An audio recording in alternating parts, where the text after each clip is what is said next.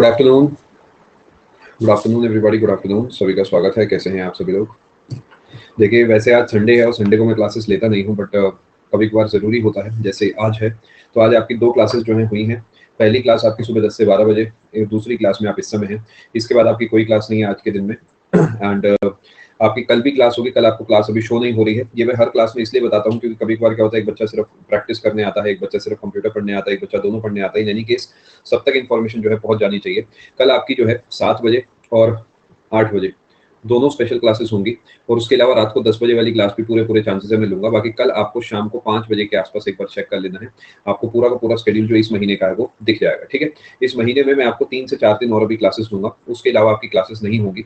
ऐसा इस वजह से करा जा रहा है जिससे कि आपको अपने रिवीजन के लिए थोड़ा बहुत समय मिल पाए। ठीक है, चलो लास्ट लेक्चर का लास्ट क्वेश्चन डिस्कस करना था। जी हाँ, लेकिन वो एमसीक्यू वाला बैच है तो उसी बैच में डिस्कस होगा। फिर भी बता देता हूँ, जो बच्चा जेके एमसीक्यू बैच में था, मेंस वाले में, जो भी जिसकी क्लास 10 से 12 थी, उसके लास्ट क्वेश्चन का पोल गलत खुला था। उसमें क्वेश्चन में लेंस लिखा था और सवाल था कि डिमिनिश्ड इमेज कौन बनाता है। तो उस केस में शायद आंसर उसका कन्वेक्स लेंस मार्क था, मैंने जो मार्क करा था, बट कन्वेक्स नहीं होगा, उसका आंसर कनकेव लेंस होगा। ठीक है, मैंने मिरर पढ़ के जो है पोल खोला था, मे बी उस चक्कर में जो है उल्टा हो गया होगा। ठीक है, तो ये इन एनी केस आप एक बार मुझे जीके मेंस वाले में भी याद दिला देना, वहां पे भी मैं दोबारा एक बार एक्सप्लेन कर दूँ। चलो दोस्तों, शुरू करें कहानी। क्या आप तैयार है प्रैक्टिस के लिए? मैं आपके लिए फिर से लमसम करीब 50-55 सवाल लेके आया हूँ इस क्लास के लिए, और 50 के 50 सवाल जो है इंपॉर्टेंट है, नॉर्मल लेवल के हैं। ऐसा नहीं है बहुत मुश्किल है, ऐसा नहीं है बहुत हल्के हैं। आपका एग्जाम ओरिएंटेड लेवल है, जैसा कंप्यूटर पूछने की जो है उम्मीद है, और देखते हैं आप कैसा परफॉर्म करते हैं। ठीक है, शुरू करें कहानी। जय हिंद, सभी का स्वागत है। Good afternoon and welcome everybody. चलो शुरू करते हैं, एक एक करके सवालों को प्रैक्टिस करना।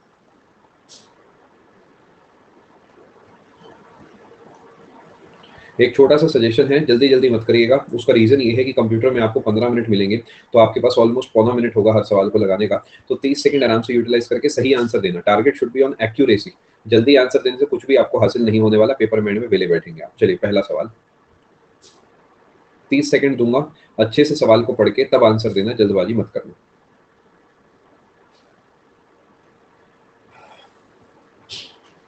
मैं सवाल नहीं डिक्टेट कर रहा आपके लिए, आप खुद पढ़िए, खुद समझिए सवाल को।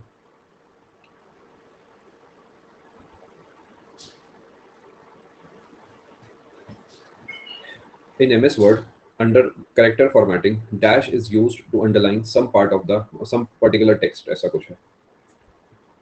आपको कोई टेक्स्ट को अंडरलाइन करना है तो आप उसे अंडरलाइन करेंगे। Shortcut for this is control plus you. क्या मैंने सही लिखा? Control you. बताइए, क्या अंडरलाइन के लिए कंट्रोल यू करते हैं? ठीक है, कंट्रोल बी करते हैं बोल्ड के लिए, कंट्रोल आई करते हैं इटैलिक के लिए। तीनों आपको पता होने चाहिए, काफी बेसिक बातें थी। अगला सवाल, डाउट बिल्कुल लूंगा मैं, हर क्लास में ले रहा हूँ, इस क्लास में भी लेने की कोशिश करूंगा। आप भेज दीजिए। जी हाँ, बिल्कुल सही।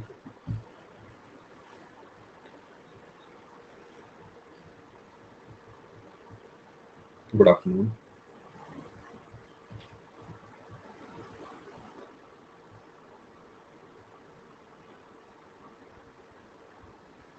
करेक्ट आंसर आपका ऑप्शन नंबर डी है। बहुत बार हो चुका है सवाल। WWW को टिम बर्नर्स-ली ने ही बनाया था।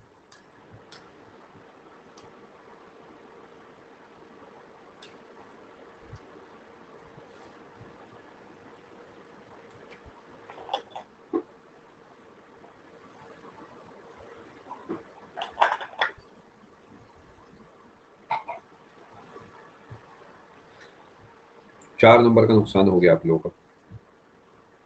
तीसरा सवाल है, क्या सोच के जो ऑप्शन नंबर 4 है आप लोगों ने मार्क करा है? ये सब चीजें आपको एकदम डिटेल में क्लास में पढ़ाई गई हैं, फिर भी आप इन्हें गलत करेंगे तो कैसे काम होगा बताइए।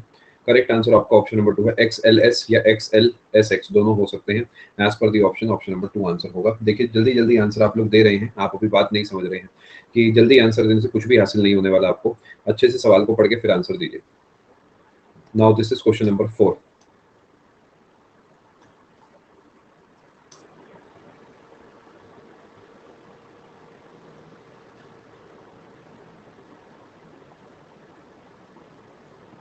बाकी सब फर्जी हैं, सुयश, कंफ्यूज करने के लिए बनाए गए हैं।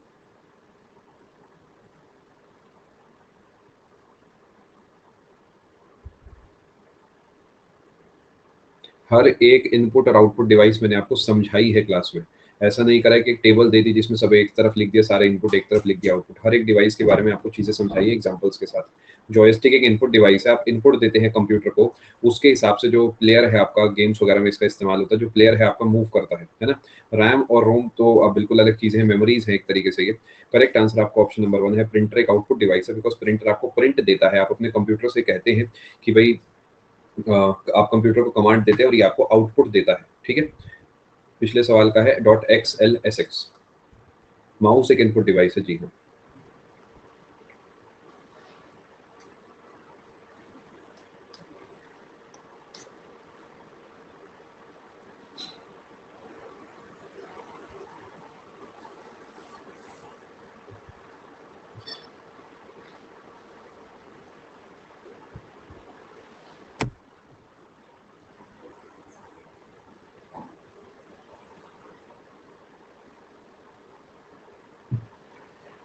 देखिए कंप्यूटर कंप्यूटर ही सीपीयू की वजह से है, सेंट्रल प्रोसेसिंग यूनिट है, ग्राफिक्स कार्ड है, साउंड कार्ड है, ये सब तो नहीं भी होगा तो काम चल जाता है, और ये अल्टीमेटली सीपीयू का हिस्सा हो सकता है या मदरबोर्ड का हिस्सा हो सकता है।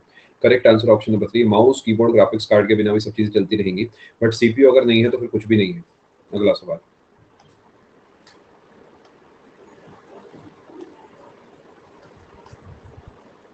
नहीं, पोल टाइम कम इसलिए नहीं करा है रोबिंश, क्योंकि कुछ सवाल आगे चल के थोड़े से लंबे भी आएंगे। सेकेंडली मैं चाह रहा हूँ रोबिंश कि बच्चे, क्योंकि पहली बार इन सवालों को देख रहे हैं, तो समय लेकर फिर आंसर दें।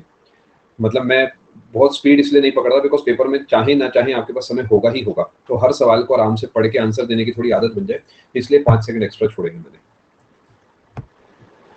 देखो अब ये सब सवाल गलत हो रहे हैं, कुछ कह रहे हैं स्टोरेज, कुछ कह रहे हैं इनपुट। अब प्रॉब्लम पता है क्या, कई बच्चों ने मारा है शॉर्टकट जीवन में।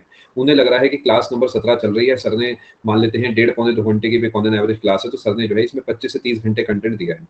अब वो चाह रहे हैं जो शुरू के 22-23 घंटे हैं वो ना पढ़े, सीधा एमसीक्यू जाके लगा ले। अब जो थ्योरी है उसका अपना रोल है। अब अगर आपने थ्योरी पढ़ी होती तो आपका आंसर आ जाता इनपुट आउटपुट, क्योंकि थ्योरी में एग्जैक्ट मैंने आपको ये सब समझा रखा है। मैं आपको फिर कहूंगा, एमसीक्यू से ज्यादा इंपॉर्टेंट थ्योरी होती है, बिकॉज थ्योरी से एमसीक्यू बनते हैं, एमसीक्यू से थ्योरी नहीं। जैसे ट्रेन होती है, उसके आगे एक इंजन होता है, बाकी डब्बे होते हैं। जो इंजन है वो आपकी थ्योरी है, उसके बेसिस पे बाकी सब चलता है, ठीक है। तो एमसीक्यूज ऑब्वियसली इंपॉर्टेंट होते हैं एग्जाम ओरिएंटेड अंडरस्टैंडिंग के लिए, बट कंप्यूटर या साइंस ऐसे सब्जेक्ट की थ्योरी पढ़ना बहुत ज्यादा जरूरी होता है। तो मेक श्योर अगर आप सीएचएसएल दे रहे हैं तो कोई बात नहीं, लेकिन अगर आपका सीजीएल मेंस है या फिर आप कभी भी कंप्यूटर की ढंग से तैयारी करना चाहते हैं तो इस कोर्स की थ्योरी आप जरूर पढ़ो। मैं नहीं कह रहा मुझसे पढ़ो, जिससे पढ़ना है उससे पढ़ो, बट एक बार पढ़ो तो सही। सेम मैथ्स के साथ हर सब्जेक्ट के साथ परफेक्ट ये है। Which type of equipment is modern? Modern एक इनपुट आउटपुट दोनों तरीके का इक्विपमेंट है, एक तरफ से इनपुट लेता है, एक तरफ से आउटपुट देता है। ऑप्शन नंबर 3 इसका आंसर हो गया।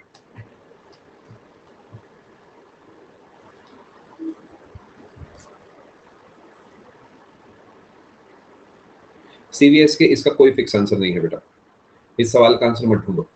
कड़वी लगेगी बात, मजेदार बात नहीं लगेगी, बट यही सच है।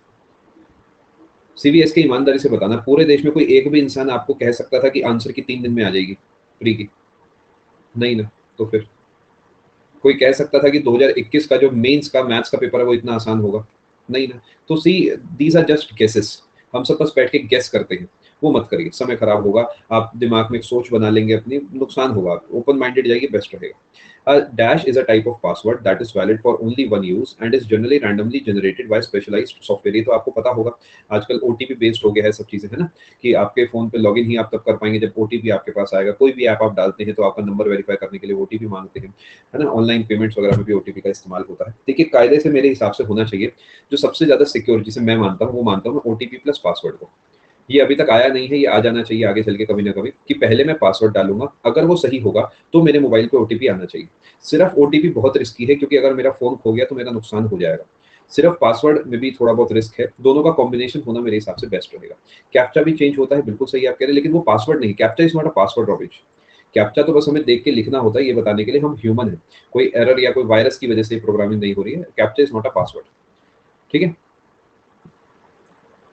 कैप्चा का इस्तेमाल सुयश करा जाता है डिटेक्ट करने के लिए कि जो ट्रांजैक्शन कर रहा है वो एक इंसान है, ना कि एक वायरस या फिर एक robot.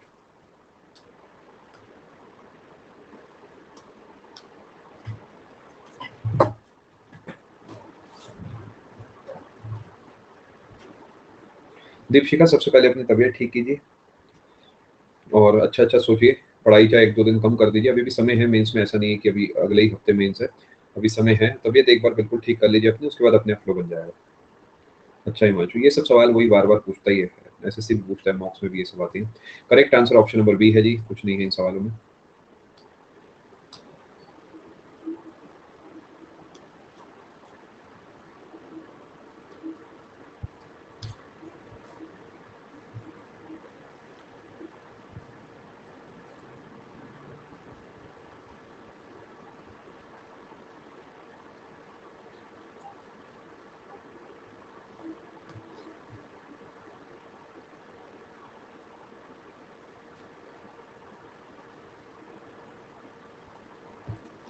Correct answer option number C है। Which one of the following is correct measurement from smallest to largest. Smallest से लार्जेस्ट आप जाएंगे, सबसे पहले बिट आता है, फिर निबल आता है, फिर बाइट आता है, फिर बाइट के ही मल्टीपल्स में हम खेलते हैं। बाइट है, फिर केबी है, फिर एमबी है, फिर जीबी है, फिर टीबी है, इस तरीके पीबी, ये सब दुनिया भर के चलते रहते हैं। करेक्ट आंसर इसका ऑप्शन नंबर 3 है।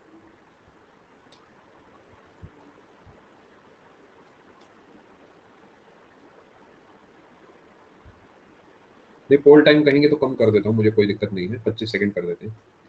मैं तो बस ये चाह रहा था कि आप समय लेके सवाल का आंसर देना थोड़ा सीख जाते। 25 कर देते, मुझे कोई दिक्कत नहीं। तो जैसे आप देखेंगे पहले 5 सेकंड में अधिकतर बच्चे आंसर दे रहे हैं और परसेंटेज आ रही है 43%। So you need to understand, इस स्पीड में अगर आप लोग चलेंगे, अगर आप 20 सेकंड में भी आंसर दे देंगे और आपके पास 20 सवाल है, तो आपका पेपर खत्म हो जाएगा 7 मिनट में। बाकी समय क्या करेंगे? इंतजार करेंगे अपना सिलेक्शन की रेस से बाहर होने का। आप समझिए इस बात को, नुकसान कर रहे हैं आप लोग अपना। समय लीजिए, तब कितनी बार मैं आपको समझाऊं, आप समझ नहीं पा रहे इस बात को। कभी कभार क्या होता है, एक अटेम्प्ट लगता है चीज़ों को समझने में। मैं नहीं चाहता आपके साथ ऐसा हो। कभी कभार एक अटेम्प्ट में इंसान फेल होता है, उसके बाद वो बातों को समझता है। मैं नहीं चाहता आप उनमें से बने। Which of the following is not a high level programming language. आप जानते हैं असेंबली लैंग्वेज एक लो लेवल लैंग्वेज है। मशीन लैंग्वेज, असेंबली लैंग्वेज एक मशीन, या असेंबली लैंग्वेज, मशीन लैंग्वेज, ये सब लो लेवल लैंग्वेजेस मानी जाती है। ठीक है ना, आगे चलते हैं। अगला सवाल।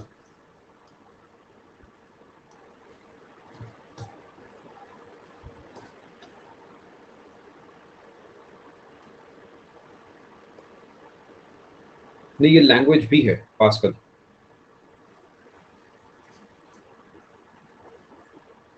यस आयुष, कुछ पोस्ट के लिए अलग से कट ऑफ आने की संभावना है। बाकी इस बार पहली बार एसएससी करा रहा है पेपर, तो बहुत क्लियर नहीं है मसला, बट हाँ फर्क पड़ेगा। कुछ पोस्ट के लिए हो सकता है कंप्यूटर के लिए थोड़े हाई मार्क्स मांगे जाए। नहीं, मैंने एक भी सवाल नहीं बनाया है प्रशांत, हर एक सवाल किसी न किसी पेपर का सवाल है। हाँ ये बात अलग है, मैं बैंकिंग के भी लाया हूँ, मैं एसएससी के भी लाया हूँ, मैं इधर उधर जो जो आज तक पूछे गए मैं सबका कंपाइलेशन आपके लिए बना के लाया हूँ। 100% आया था क्या? अरे वाह, बहुत बढ़िया।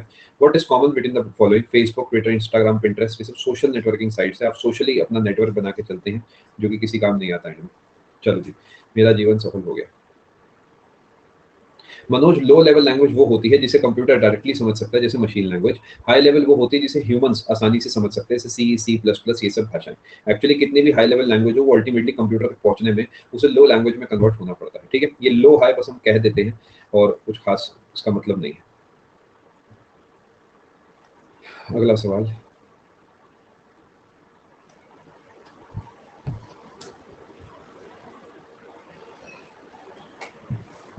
कभी इससे जल्दी ही मिलवाएंगे आप लोगों को।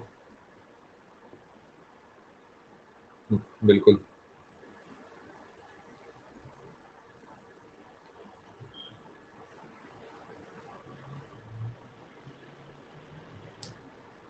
तो बताइए, ये सवाल अगर गलत होंगे तो कैसे जीवन सफल होगा? आप अगर ये सवाल कह रहा है input devices most commonly used on laptops for routine operations are क्या?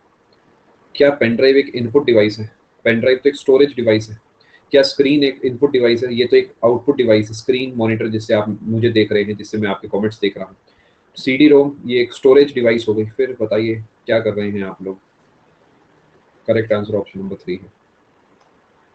ये ऑप्शन है, इधर से आपको आंसर देना है। Artificial intelligence is the science and engineering for.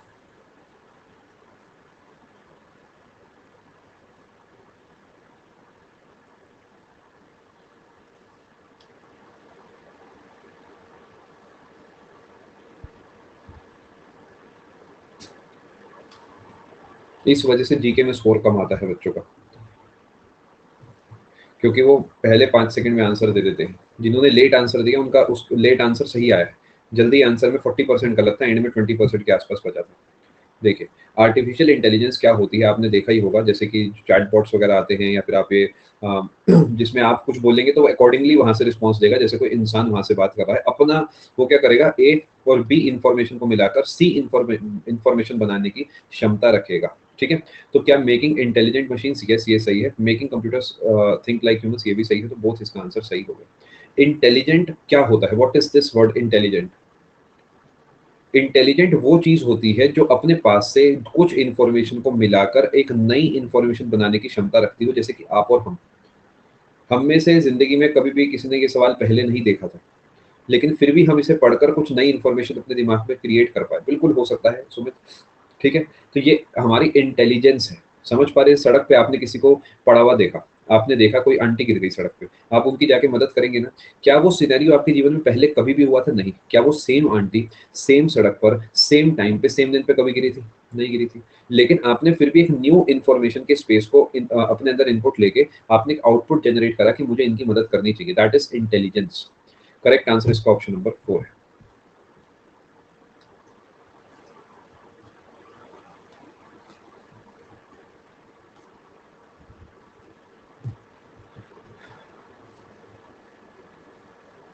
थिसरस tool in MS Word is used for क्या?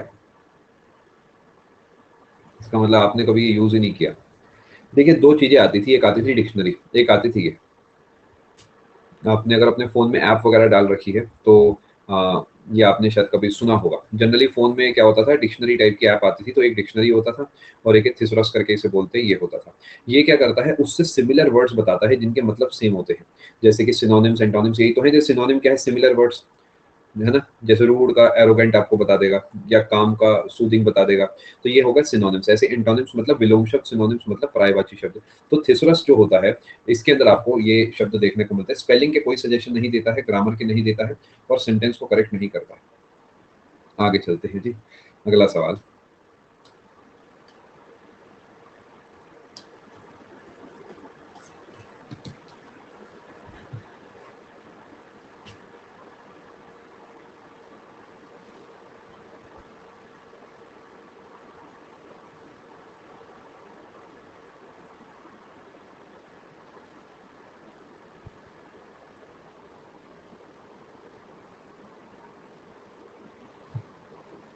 Option number D is the correct answer. किसी चीज को एक जगह से कट करके दूसरी जगह पेस्ट करेंगे तब वो डेटा मूव होगा। सिर्फ कट करने से मूव नहीं होता, सिर्फ कॉपी करने से मूव नहीं होता, सिर्फ पेस्ट करने से मूव नहीं होता। ठीक है? आप दो काम करते हैं, पहले कट करते हैं फिर पेस्ट करते हैं। इसी तरीके अगर आपको कॉपी करना है कुछ डेटा तो आप उसमें कॉपी एंड पेस्ट करते हैं।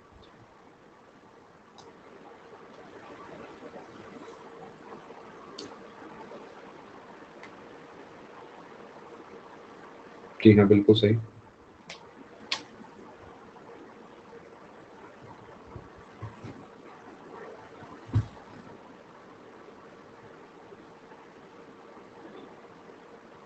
Which of the following font effects is not available in MS PPT या PowerPoint font dialog box?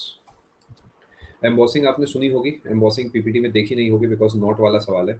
किसी चीज पे एम्बॉस होना, एम्बॉस आपने देखा होगा ना, नेम प्लेट, नंबर प्लेट वगैरह पे एम्बॉसिंग करी जाती है, ऊपर से मतलब एम्बॉस होता है, उसे एम्बॉस ही बोलते हैं। जो स्ट्राइक थ्रू है तो आपको पता होगा, जैसे मैं इसको स्ट्राइक थ्रू करना चाहता हूँ तो क्या मैं इसे ऐसे कर सकता हूँ? ये तो मैंने आपको एक जगह दिखाया भी था, डेफिनेटली दिखाया है मैंने आपको एक बार ये। उसमें एक ऊपर शायद डॉलर जैसा कुछ एबीसी लिखा हुआ था, उसके ऊपर स्ट्राइक थ्रू करा हुआ था, तो ये तो हमने डिस्कस करा था क्लास में डिटेल में।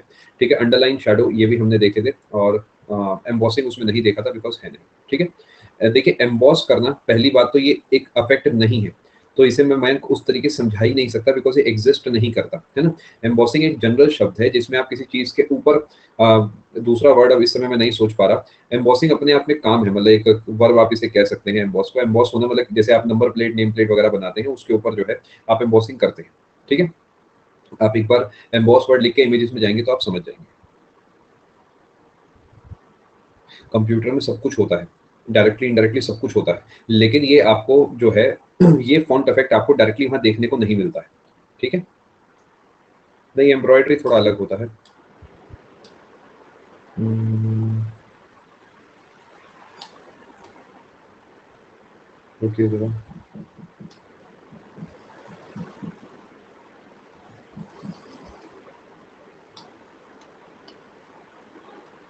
Dash and dash are the smallest and largest font size available in font size tool on formatting toolbar in MS Word.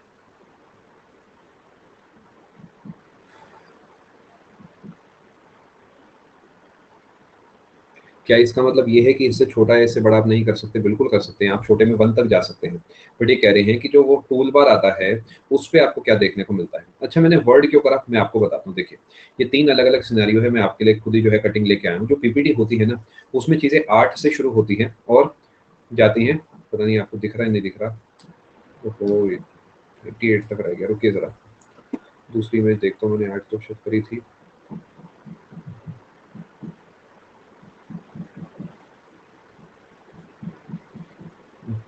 कोई बात नहीं, थोड़ा-सा ये कट गया है। मैं ऐसे ही लिख दूँ इसके आगे, वरना मुझे पूरी फ़ाइल दोबारा अपलोड करनी पड़ेगी। मैं ऐसे ही लिख देता हूँ, 96 तक जाती है। इसके नीचे एक और होता है 96। पीप मैं आपके लिए इसके नोट्स टाइप भी बना देता हूँ। पीपीटी में 8 से 96 तक जाता है। इसका रीज़न भी है दोस्तों, पीपीटी ना प्रेज़ेंटेशन वाली चीज़ है, तो उसमें कभी-कभार बहुत बड़े फ़ॉन्ट की भी नीड होती है, जिससे वो देखने में अच्छा दिखे। बट एक्सेल वर्ड में जो है चीज़ें 8 से 72 तक ही जाती हैं। आई होप आप समझ गए क्यों मैंने इसे वर्ड बनाया है, क्योंकि अगर मैं इसे पीपीटी बना दूंगा तो इसका आंसर बदल जाएगा। शुरुआत 8 से ही है, सब चीजें सेम है। बट पीपीटी क्योंकि प्रेजेंटेशन एसोसिएटेड है, तो उसके अंदर आप 96 तक जाते हैं, अदरवाइज आप 72 तक जाते हैं। बिल्कुल, वो 1738 ऐसा कुछ नंबर मैंने प्रियांश बताया था, वो मैनुअली है, आप वहां तक जा सकते हैं। बट सवाल जो कह रहा है ना, वो कह रहा है फॉन्ट साइज टूल में, फॉर्मेटिंग टूल बार में, यहाँ पर जब आप क्लिक करोगे ना, तो इसकी यही लिमिट है। इससे ऊपर आपको जाना है तो मैनुअली आपको ये टाइप करना होगा, या फिर जैसे मैंने आपको बताया था, कंट्रोल शिफ्ट के साथ आपको राइट एरो दबाना होगा। राइट एरो नहीं, ये जो इस तरीके वाला साइन आता है वो दबाना होगा, तब आप वहां तक पहुंचेंगे। जी हाँ, ये सब माइक्रोसॉफ्ट ऑफिस का ही हिस्सा है सागर।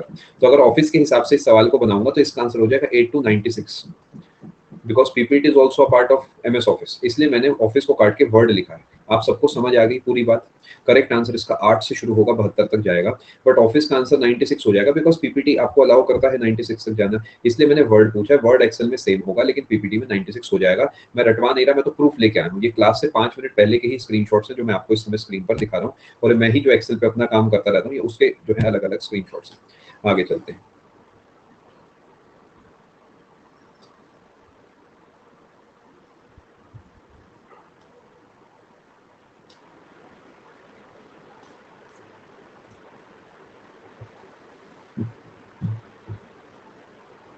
कभी कभार ना इंग्लिश के जो बेसिक ग्रामर के रूल्स हैं वो बड़े काम आते हैं जीवन में।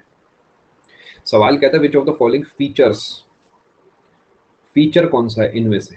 अगर आपको कोई नाउन दिख गया तो वो फीचर नहीं हो सकता जनरली स्पीकिंग। एनिमेशन ऑब्जेक्ट तो कोई चीज हो गई, सोच के देखो, ये तो नहीं होता ना। ट्रांजिशन, स्लाइड ट्रांजिशन एक ऐसा फीचर है जिसमें आप एक स्लाइड आती है, दूसरी स्लाइड जाती है, तब लगता है। होता है ना, एक स्लाइड हल्की ब्लर्ड हो गई, दूसरी आ गई, या फिर एक स्लाइड लेफ्ट में गई, दूसरी राइट से आ गई, एक स्लाइड छोटी हुई नीचे गई, वो जो खेलबाजी होती है, वो स्लाइड ट्रांजिशन होता है। आगे चलते हैं। पीपीटी पर कंटेंट आप ही Sagar 100% of the content except Hindi questions मैं बनाता हूँ, चाहे वो आपका थ्योरी का हो, चाहे वो आपका एमसीक्यू का हो, चाहे जो भी हो। कंप्यूटर का कोर्स का 100% कंटेंट मैंने खुद बनाया है, 99.99 100%।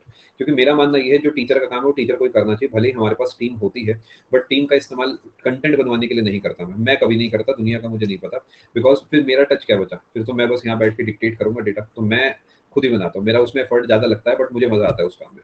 करेक्ट आंसर इसका ऑप्शन नंबर 1 है।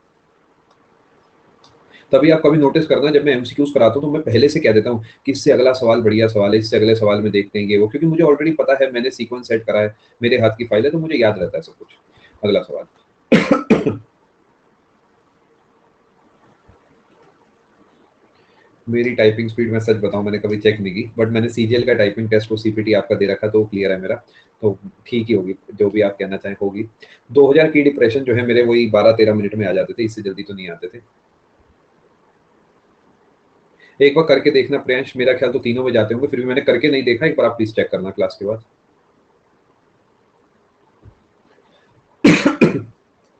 आप लोग पता है एक छोटी सी गलती कर रहे हो, आप ना कंट्रोल शिफ्ट के यूज को समझ नहीं पा रहे। आपको समझना होगा बेटा, अगर एक सेल राइट में जाना है तो वो तो ऐसे ही एरो दबा दूंगा तब चला जाएगा।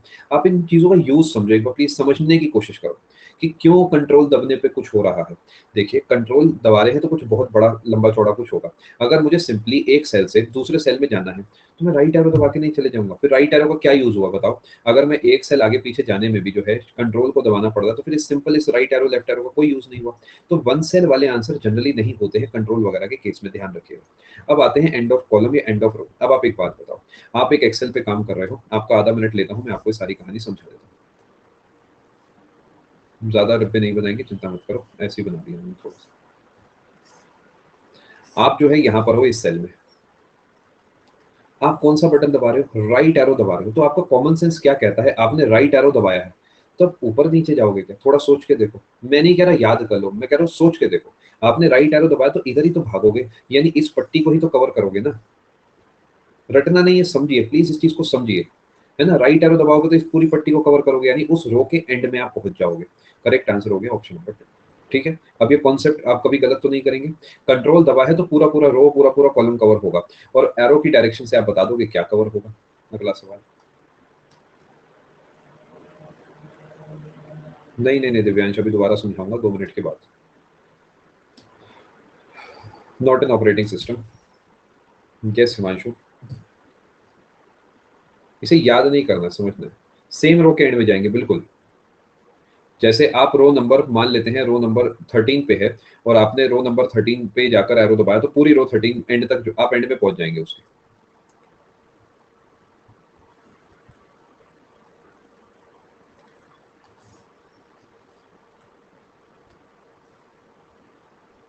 मैंने नहीं बनाया है, एसएससी का सवाल है।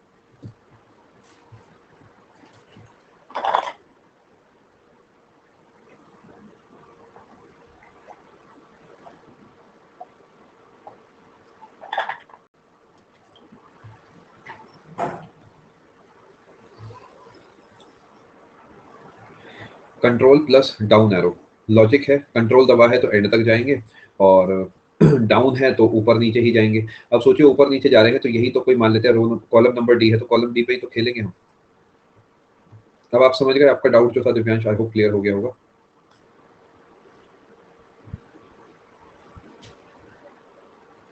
कंट्रोल प्लस लेफ्ट से क्या होगा? जैसे आप इस सेल में थे ना अभी सुयश, अगर आप कंट्रोल प्लस राइट दबाओगे तो आप आखिरी सेल में पहुंच जाओगे। कंट्रोल प्लस लेफ्ट दबाओगे तो पहले सेल में पहुंच जाओगे।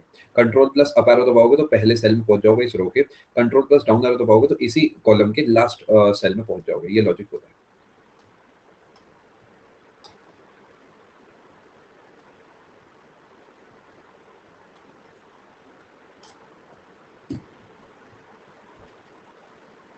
कृपया पहले 5 सेकंड में आंसर मत दीजिए, आपका सिलेक्शन रुक जाएगा। बचे हुए 19 सेकंड अब आप क्या देख रहे हो?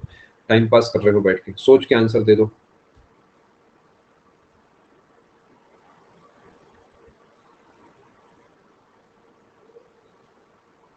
In MS Office या MS Word, Dash provides options to switch between normal, web layout, print layout, outline, reading views। क्या ये आपको ये नहीं दर्शा रहा कि कैसा दिखेगा वो?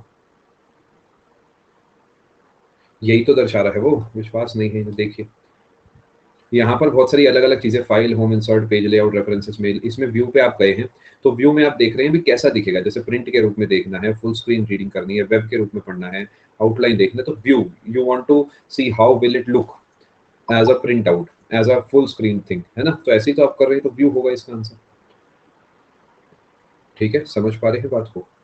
आगे चलते हैं, थोड़ा सोचिए कि बनाने वाले ने क्या सोच के ये नाम बनाए होंगे।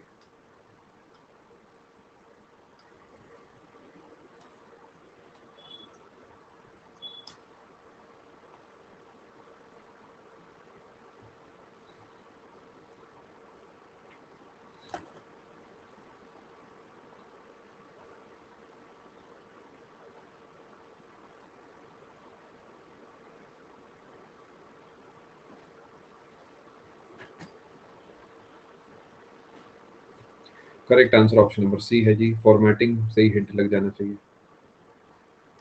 देखिए, यही तो है वो सब फॉन्ट फॉर्मेटिंग वाला इलाका। होम पे जाएँगे, वहाँ से बोल्ड, इटालिक, ये है वो स्ट्राइक थ्रू जो पूछ रहा था मुझसे, ठीक है? ये वो स्ट्राइक थ्रू वगैरह सब आपका हो गया। आगे चलते हैं। वो ज़बरदस्ती का है हिमांशु। देखिए स्टैंडर्ड टूल बार तो बस आपके लिए बनाया गया है परेशान करने के लिए। मेन्यू ये वाला आपका ऊपर वाला हो गया, तो ये भी आपका कोई स्पेसिफिक आंसर नहीं है। करेक्ट आंसर ऑप्शन नंबर 3 है। मैं फिर कहूंगा लेट आंसर दो, क्वेश्चन पढ़ो, ऑप्शन पढ़ो, सोचो कौन कौन नहीं है, फिर टिक करो।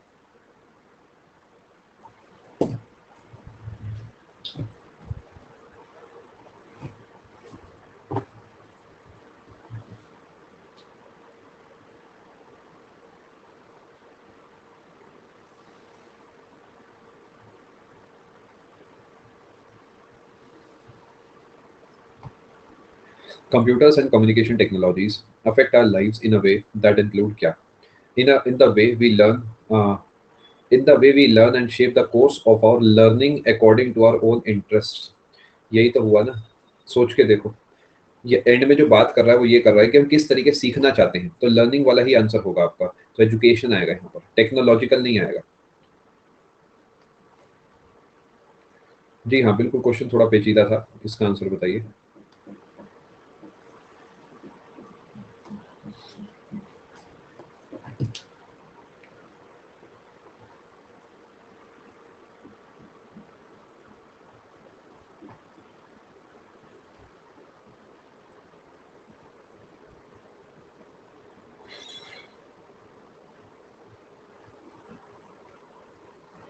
ठीक है नेहा, देखिए प्लॉटर और प्रिंटर में एक ही फर्क है, सिंपल भाषा में बताता हूँ। डिटेल के तो थ्योरी, डिटेल के लिए थ्योरी देख लेना, इनपुट आउटपुट वाली। प्रिंटर जो है ना वो टेक्स्ट में खेलता है, टेक्स्ट में आपने क्या टाइप करा है। प्लॉटर जो है ना वो इमेजेस में खेलता है। समझ पा रहे हैं क्या मैं आपको समझाना चाह रहा हूँ? प्लॉटर इमेजेस में खेलता है, प्रिंटर टेक्स्ट को प्रिंट करता है, प्लॉटर इमेजेस को प्रिंट करता है। थोड़ा थोड़ा आप समझ पा रहे हैं? जैसे कि मान लेते हैं सलमान भाई कुछ बहुत बढ़िया बात लिखते हैं किसी के लिए, तो वो क्या करेंगे, उसे लिख के देंगे, अब उसे प्रिंट करेंगे प्रिंटर से। लेकिन मान लेते हैं सलमान भाई ने जो वो दिल दिया गल्ला वाला गाना है, उसमें उन्होंने पेंटिंग करी है एक पहाड़ के ऊपर कैटरीना कैफ की, तो हाइपोथेटिकली वो पेंटिंग जो है वो कागज पे देना चाहते हैं कैटरीना जी को। अब तो वैसे नहीं देना चाहिए उन्हें, गंदी बात होगी वो, लेकिन फिर भी वो देना चाहे तो उसे प्लॉटर से प्रिंट करेंगे। समझ पा रहे हैं क्या कॉन्सेप्ट है? प्लॉटर जो है वो इमेज वाला सीन हो गया, और प्रिंटर जो है वो टेक्स्ट वाला होंगे। सिंपल भाषा में मैंने आपको समझाया है, बाकी it is a bit more complex than this. उसके लिए आपको एक बार थ्योरी वाला जो है क्लास देखना होगा। आगे चलते हैं।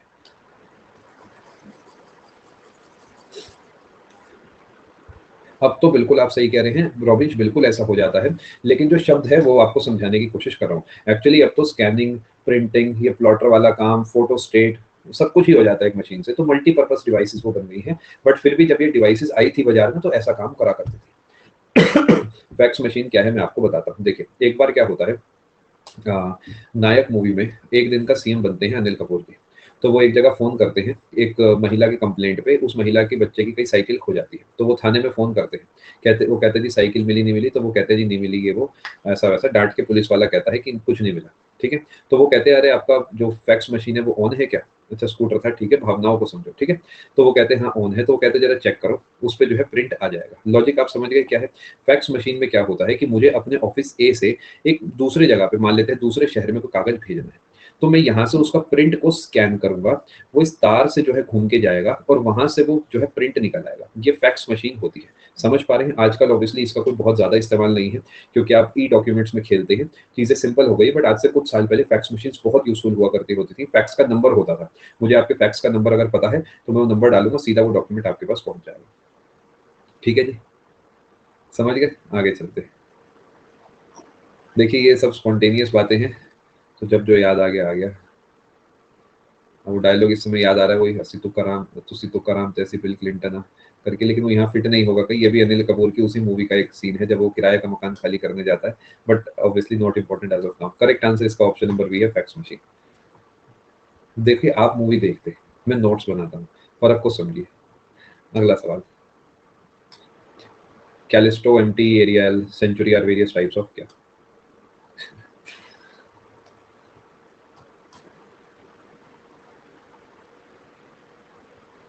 मजा आ गया, आप सही फंसे।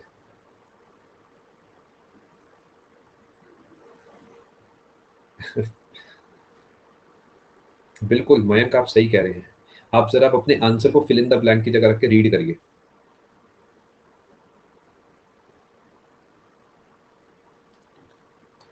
आप जो आंसर स्टाइल दे रहे हैं उसे रीड करो। Are types of styles. क्या ये इनकम्प्लीट नहीं हो गया? रीड करिए इसे। क्या स्टाइल, किसका स्टाइल? समझ पा रहे हैं? तो स्टाइल इनकम्प्लीट है, एग्जैक्ट होता फॉन्ट स्टाइल्स, वो नहीं दे रखा। फॉन्ट साइज नहीं हो सकता, वर्ड आर्ट नहीं हो सकता, इनमें से चूज करना है, ये बेटर आंसर है। ये सब क्या है? फॉन्ट्स हैं, अलग अलग फॉन्ट्स हैं। ठीक है, फॉन्ट्स कह सकते हैं, फॉन्ट स्टाइल भी कह सकते हैं, लेकिन सिर्फ स्टाइल नहीं कह सकते। देखिए, ये एमसीक्यूज कराने का पर्पस ही ये है कि ये जो बारीकियां जो आप थ्योरी में जनरली नहीं पकड़ पाते, वो आप एमसीक्यूज में पकड़ पाए। ठीक है, ऑप्शन नंबर 4 इसका सही आंसर है। Which of these provides access to internet? Access to internet.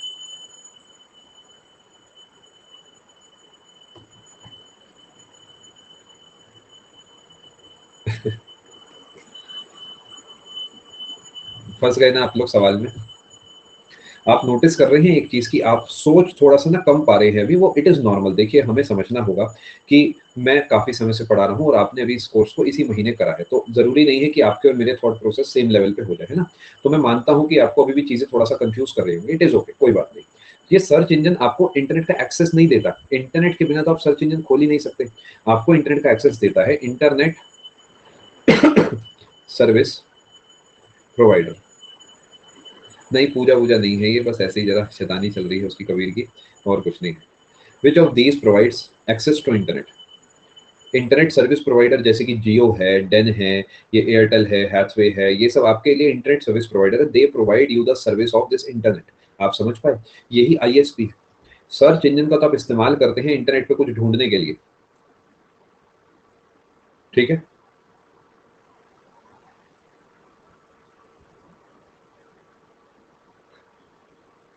चलें आगे। अगला सवाल।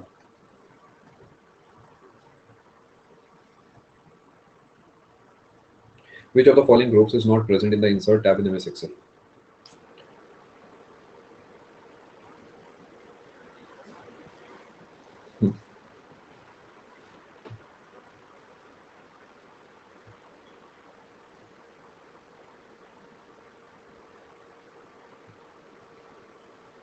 मैं देख रहा हूँ कि ये जो टैब वाले सवाल हैं आपके थोड़े गलत हो रहे हैं। इनकी आगे चल के और प्रैक्टिस थोड़ी सी करा दूंगा। Correct answer option number B है। एक सजेशन है कि आप क्लास जब आपकी खत्म हो तब, या कल या पेपर से पहले एक बार, मतलब इन पीडीएफ्स को विद एनोटेशन एक बार रिवाइज कर लीजिएगा, अच्छे से रीड कर लीजिएगा। क्या चीज इंसर्ट हो ही नहीं सकती? क्या टेबल इंसर्ट हो सकती है डेटा में? हो सकती है। इमेज हो सकती है क्या? हो सकती है। लिंक इंसर्ट हो सकता है? बिल्कुल। सिंबल हो सकता है? बिल्कुल। पैराग्राफ तो अपने आप में कुछ होता ही नहीं। पैराग्राफ तो बस आप बना देते हैं कि आपने टैब दबा दिया, फिर कुछ लिखना चालू कर दिया, फिर आप जो है कुछ समय के बाद आपने यहीं से रोक के फिर एंटर दबा के अगली लाइन में चलेगा। इलस्ट्रेशंस का मतलब होता है एग्जांपल्स, मतलब इन जनरल इलस्ट्रेशन का मतलब एग्जांपल होता है। यहाँ पर आप कुछ इमेज वगैरह ऐड कर सकते हैं। ठीक है जी, correct answer option number B है। मैं आपको इससे समझाने की कोशिश करता हूँ। देखिए, आप इंसर्ट पे जाएंगे अगर, तो क्या आप यहाँ पे स्मार्ट आर्ट को इंसर्ट कर सकते हैं? ये समझे दीपशिका कि एग्जांपल्स का मतलब मैं यहाँ क्या कह रहा हूँ? देखिए, ये है ना इलस्ट्रेशंस, देखिए ध्यान से देखिए। इसके अंदर पिक्चर हो गई, कोई मोशन वाली चीज हो गई, शेप हो गए, स्मार्ट आर्ट हो गया, कोई फोटो हो गई, क्लिप आर्ट हो गई, सब मैंने आपको बताया ना, समझ पा रहे हैं? विदाउट टेक्स्ट पैराग्राफ नहीं। Paragraph is nothing but text रॉबिज। समझ पा रहे हैं बात को? रूम साउंड प्रूफ में वैसे साउंड प्रूफ है, लेकिन ये सब तो चलता है, ये तो पॉजिटिव चीज है, तो ये तो चलना चाहिए। वैसे आपको ज्यादा आवाजें नहीं आएंगी कभी। करेक्ट आंसर इसका ऑप्शन नंबर 2 है। समझ पा रहे हैं बात को? आपको समझ आया इलस्ट्रेशंस क्या है? कबीर अपना ही नाम रोशन कर रहा है, सही नाम रखा है इसका मतलब हमने उसका। नहीं, मैं शायद ना कराऊं राहुल, आपको खुद एक बार रिविजिट करना होगा, बिकॉज मैं कराऊंगा तो फिर समय आपका वेस्ट होगा। आप एक बार रिविजिट कर लीजिएगा, बाकी इनसे जुड़े और सवाल मैं आपको करा दूंगा, सेम शायद रिपीट ना करूं। बिल्कुल मिलवाएंगे जल्दी ही। बताइए इसका आंसर क्या है?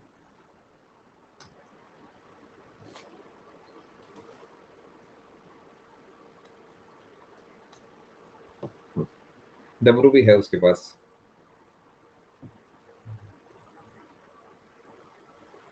Which among the following is known as temporary memory or volatile memory? ये ब्लू रे वगैरह आपको समझ आता है सही से? ब्लू रे, सीडी रोम, ये सब फर्क पता है ना? Correct answer option number A है। ये सब आपको मैं पढ़ा चुका हूँ इस कोर्स के अंदर। रैम एक टेम्परेरी मेमोरी है।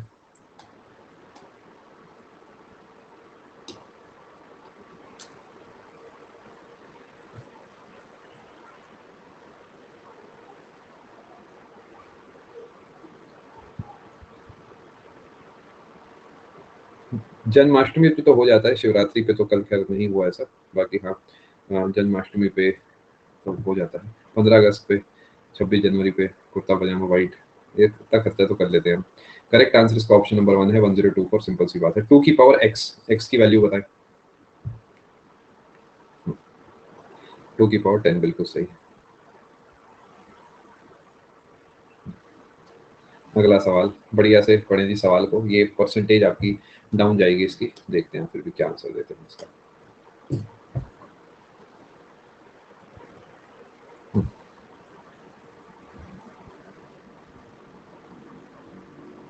नहीं ऐसा नहीं है, हमारे भगवान ऐसे नहीं थे Shweta.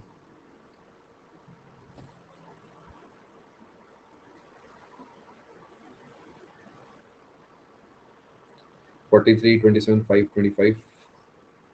In Microsoft Word, the dash tab contains the most used features such as tools for changing fonts and font। ऐसे रीड करो और सोचो कि क्या हो सकता है, सोचो कि किसके अंदर ये सारी इंफॉर्मेशन होगी। मैं आपको कई बार बता चुका, शायद मैंने आपको मार्क भी करके बताया था ऊपर की तरफ। होम, होम के अंदर होता है ना ये सब। कहाँ गया, एक और मैंने इमेज ऐड करी थी आपके लिए, ये देखो होम के अंदर ही तो होता है सब कुछ। ये सवाल दिक्कत कर रहे हैं, एक काम करते हैं, ऐसे सवालों की और प्रैक्टिस करा दूंगा। लेकिन हाँ, एक और चीज इंपॉर्टेंट बात, जितने सवाल मैं करा रहा हूँ कम से कम इन्हें बहुत अच्छे से तैयार कर लेना, क्योंकि मुझे लगता है कि मैक्सिमम सवाल मैं आपको यहीं पे कवर करा दूंगा इसके। यानी समझ आ जाए तो बहुत बढ़िया, ना भी समझ आए तो कम से कम इन्हें याद करके चले जाना। देखो प्रैक्टिकली चलते हैं, समझ आ गया तो बेस्ट है, लेकिन किसी वजह से समझ में नहीं भी आ रहा ना, तो कम से कम इन्हें, इन पर्टिकुलर क्वेश्चंस में से कोई आ जाए तो वो गलत करके मत आना। मैं अपनी तरफ से इसके और सवाल आपको प्रैक्टिस करा दूंगा। और ये डेफिनेटली देखिए, ये ना चीजें ऐसी हैं जो प्रैक्टिस से आती हैं। जिसके पास कंप्यूटर है वो उसे खोल के बैठे, वर्ड खोल के बैठे और साथ में करके देखे ना, तब ये सब चीजें समझ आती हैं।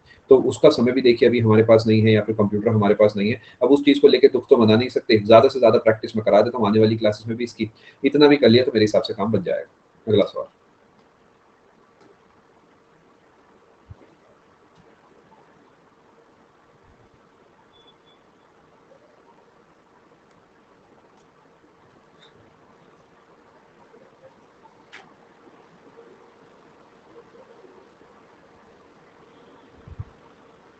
बिल्कुल। Which of the following is an example of a primary storage device?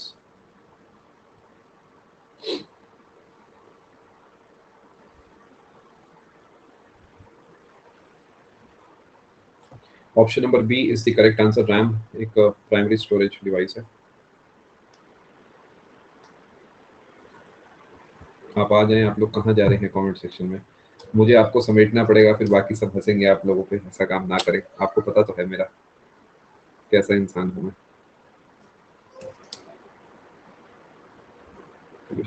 जी हाँ, वो रैम का इस्तेमाल करते हैं, yes ma'am.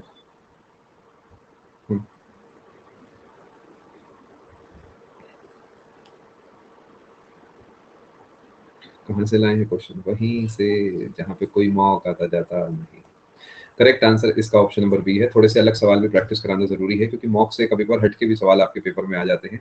The use of mathematical techniques to provide security services such as confidentiality, data integrity, entity authentication and data origin authentication are called क्या। क्या ये आपके थ्योरी के नोट्स में क्रिप्टोग्राफी आपको नहीं समझाई गई? स्टेनोग्राफी के साथ मैंने आपको समझाया है ये, याद करिए, मैंने कवर कराया है क्रिप्टोग्राफी। अब आप आंसर दे रहे हैं क्रिप्टोग्राफिक एल्गोरिदम, फिर आपने वही गलती करी। देखो, ये तो क्रिप्टोग्राफिक एल्गोरिदम कोई चीज होनी चाहिए। सोच के देखो, फिर से वही इंग्लिश का इस्तेमाल आप करेंगे एक बार। ये तो एल्गोरिदम कहीं होता तो क्वेश्चन में ऐसा लिखा होता, dash is a set of rules conditions, ऐसा कुछ होता। सोच के देखो, क्रिप्टोग्राफिक एल्गोरिदम भी होती है क्रिप्टोग्राफी के अंदर, yes it is true, but वो फिट नहीं हो रहा आपकी डेफिनेशन में। The use of so and so is called cryptography, the use of so and so is not called cryptographic algorithm. फर्क समझ पाए? क्या है, क्रिप्टोग्राफी का हिस्सा है क्रिप्टोग्राफिक एल्गोरिदम, बट क्रिप्टोग्राफी इस डेफिनेशन का आंसर होगा। ठीक है, समझ पा रहे हैं? देखिए ऑप्शंस में समझने को कुछ नहीं है, ऑप्शंस आपके एक जैसे आपको कंफ्यूज करने के लिए बनाए गए हैं। आपको एग्जैक्ट कीवर्ड उठाना था। एनालिसिस लगा हुआ है, एनालाइज करना। लॉजिक का मतलब साइंस हो गया, एल्गोरिदम का मतलब सेट ऑफ रूल्स हो गया। आपको जो है इस डेफिनेशन को पकड़ना था बस। लीडर बोर्ड आप देख लीजिए, 33 क्वेश्चन हमने कवर कर लिए हैं। करीब 20-25 सवाल आपके और बचे हैं। डाउट्स मैं पूरी कोशिश करूंगा लेके जाऊंगा, कुछ डाउट्स तो जरूर लूंगा। आगे चलते हैं जी, 1 घंटा हो भी गया, पता भी नहीं लगा। अगला सवाल,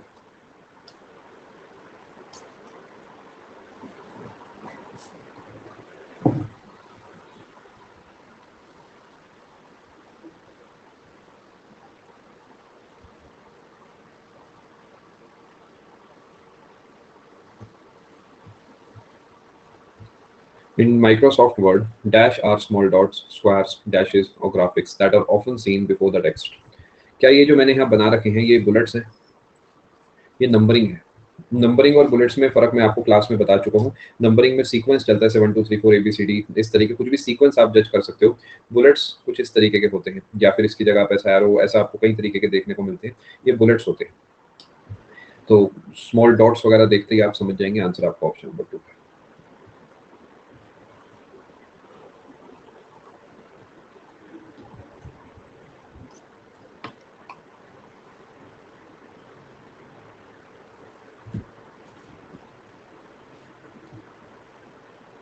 रितिका मेरा नाम राहुल अरोड़ा है और आपको मेरे कोर्सेज़ जो है प्रतियोगिता मंत्रा सर्च करने पे मिलेंगे। मेरे नाम से नहीं प्रतियोगिता मंत्रा आपको सर्च करना होगा। हाँ, ये सब सवाल चाहिए सर। अब यहाँ पे देखिए कीवर्ड आपको पता होना चाहिए, प्रिंट लिखा है, यही आपका आंसर हो गया बस, इतना सा तो है। आराधना सब कुछ प्रतियोगिता मंत्रा के कंप्लीटेड प्लस कोर्सेज में आपको मिलेगा। Good afternoon Amarjeet.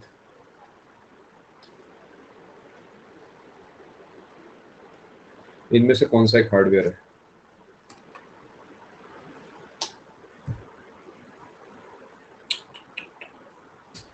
ये भी गलत कर रहे हैं आप लोग। कुछ कह रहे हैं पावर पॉइंट एक हार्डवेयर है, क्यों सर? क्योंकि प्रिंट निकाल के मैं उसे हाथ लगा सकता हूँ। कुछ कह रहे हैं ऑपरेटिंग सिस्टम भी एक हार्डवेयर है, क्यों? क्योंकि सर मैं उसका स्क्रीनशॉट लेके प्रिंट निकाल के हाथ लगा सकता हूँ। क्या बात है। करेक्ट आंसर इसका ऑप्शन नंबर 2 है। सीपीयू को आप देख सकते हैं, टच कर सकते हैं, इसलिए वो एक हार्डवेयर है। एक्सेल, पीपीटी, वर्ड, ये सब चीज़ें जो हैं सॉफ्टवेयर हैं। आगे चलते हैं। अच्छा, ब्रेन एक हार्डवेयर है या सॉफ्टवेयर है?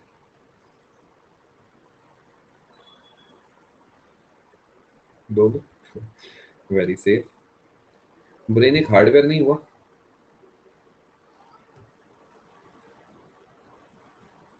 क्या ये वेटवेयर है? वेटवेयर। वेटवेयर ज़्यादा अच्छा शब्द होगा। वेटवेयर नहीं पता, कल की क्लासेस देखें आप समझ जाएंगे।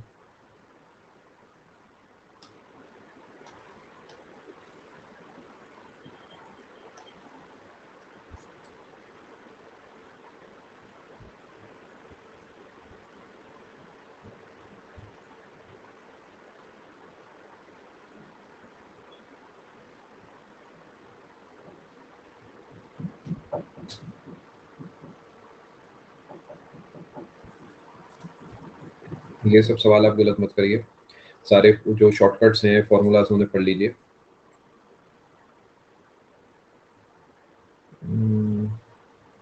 कॉलम ऐड करने के फॉर्मूला में मैंने ऐसे यूज़ नहीं करा, एक बार आप करके देखना। I am not very sure on this. ये तो देखिए रेंज के लिए इस्तेमाल होता है। मैं जैसे ये जो आप बना रहे हैं ना, जैसे A1 इज़ टू A5 लिखा है, this means A1 A2 A3 A4 A5। तो ये ऐसा नहीं कि कॉलम ऐड करने के लिए है या रो ऐड करने के लिए, इन जनरल इस्तेमाल होता है।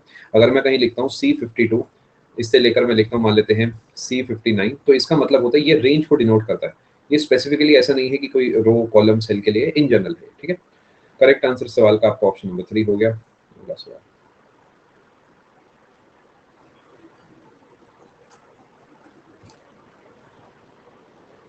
बिल्कुल।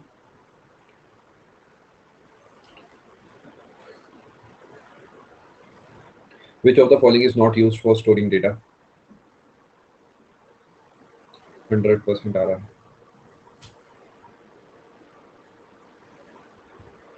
बहुत बढ़िया जी, शाबाश। 99% हो गया। मैं तो आपको गाना सुना ही देता, बस किसने जो है डीवीडी पे टिक कर दिया। करेक्ट आंसर ऑप्शन नंबर 4 है इसका। कीबोर्ड। कीबोर्ड डेटा को स्टोर करते हुए इस्तेमाल नहीं करा जाता। ठीक है। आगे चलते हैं।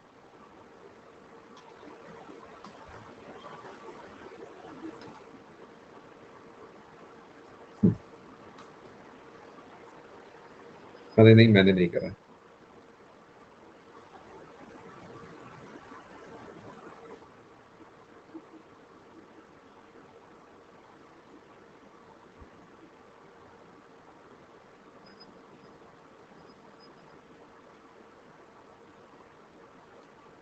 ये टाइम होगा, time. Correct answer option number D है। क्या ये सब चीजें आपको क्लास में पढ़ाई गई हैं? Dash is a measure of the amount of data bandwidth.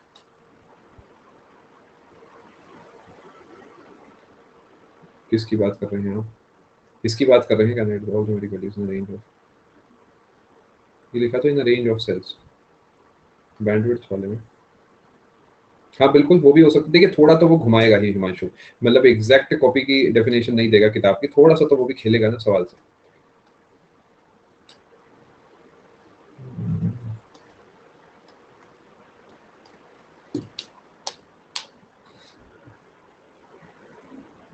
Very good.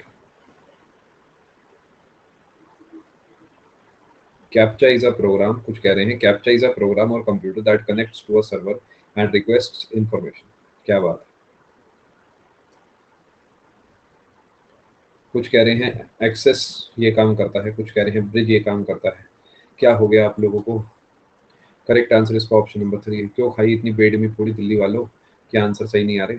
Dash is a program or computer that connects to a server and requests information. Option number 3 इसका सही आंसर है। क्लाइंट, देखिए client server relationship आपको पढ़ाया गया है, वहां पर आपको ये सब बातें मिल जाएंगी। ठीक है, अगला सवाल। कंप्यूटर की अभी और कितनी क्लास होंगी? 4 में से 2 तो होंगी ही जहां तक है। अरे पढ़ लिया करो सवाल को। सही है, सही है। कुछ कह रहे C plus plus programming language है ही नहीं। बाकी चलो ठीक है, पता है नहीं पता, सी प्लस प्लस पे टिक करा आप लोगों ने। करेक्ट आंसर ऑप्शन नंबर 4 है। नोट नहीं देखा? क्यों नहीं देखा? नोट नहीं पढ़ा, नोट नहीं देखा, क्या बस क्या बातें कर रहे हैं।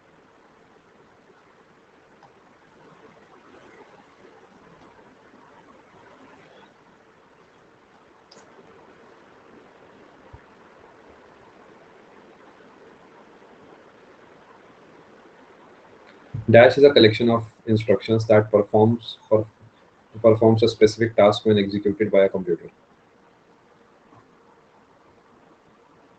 इसका मतलब आपने थ्योरी पढ़ी ही नहीं। अगर आपने थ्योरी पढ़ी होती तो आपको इसका पता होता। आप या तो क्लास में थे नहीं उस समय, या फिर आपने जो है ऊपर ऊपर से डेटा पढ़ लिया। आप उनमें से ही आप कोई हैं, तभी आपके सवाल गलत हो रहे हैं। ये प्रोग्राम की, एल्गोरिदम की, सबकी डेफिनेशंस मैंने आपको पढ़ाई है।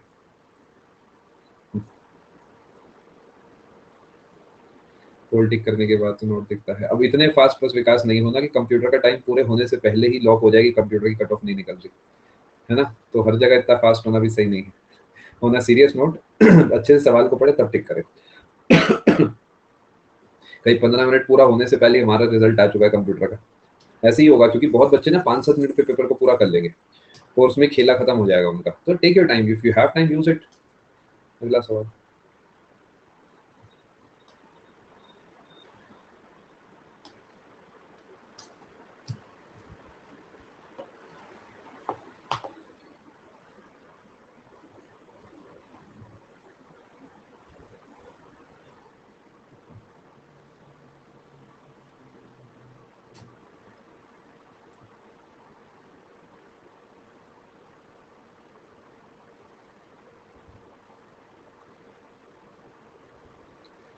Correct answer option number D आया है जी। अभी थोड़ी देर पहले आपको बताया, it provides functionality for other programs called clients. ठीक है, इंट्रानेट आपको बता चुका हूँ, एक कंपनी के अंदर का जो आपस का खेला चल रहा है। डोंगल एक डिवाइस होती है जो कि इंटरनेट प्रोवाइड करती है, थर्मोस्टार कुछ भी नहीं होता। करेक्ट आंसर आपका ऑप्शन नंबर 4 है। आगे चलते हैं जी। जी हाँ, सर्वर एक डिवाइस हो सकती है ना, वो डिवाइस एक कंप्यूटर के रूप में भी हो सकती है। ठीक है, अगला सवाल। जब मैंने सवाल देखा तो मुझे बड़ी खुशी हुई कि सही हुआ मैंने बारीकी से आपको पढ़ाया।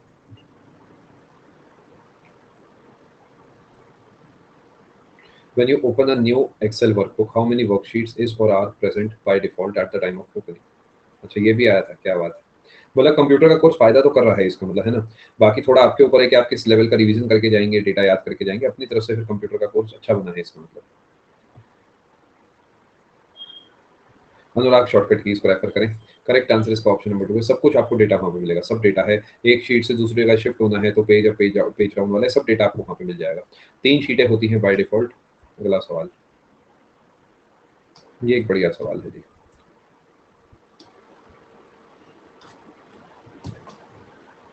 बहुत बढ़िया आंसर आप लोगों ने दिया जी, शाबाश।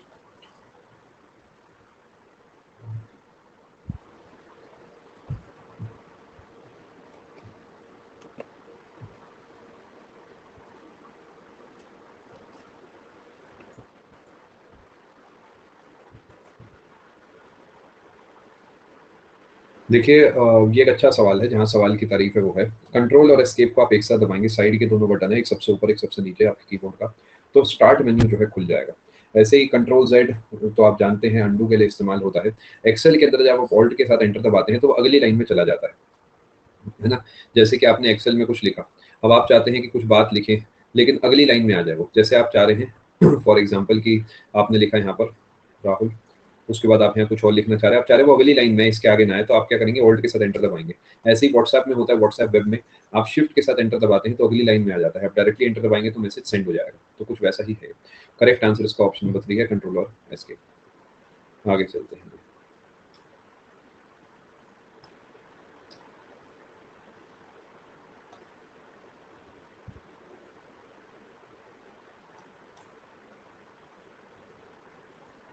हू among the following is known as father of computing?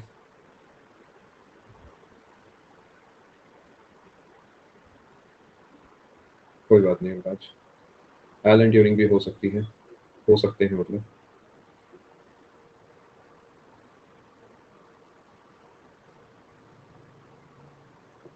Correct answer आपका ऑप्शन नंबर 1 है, चार्ल्स बैबेज।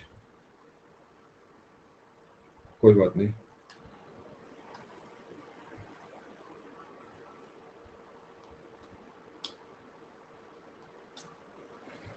इसके बाद 9 सवाल और बचे हैं, फिर मैं आपको फ्री कर दूँगा।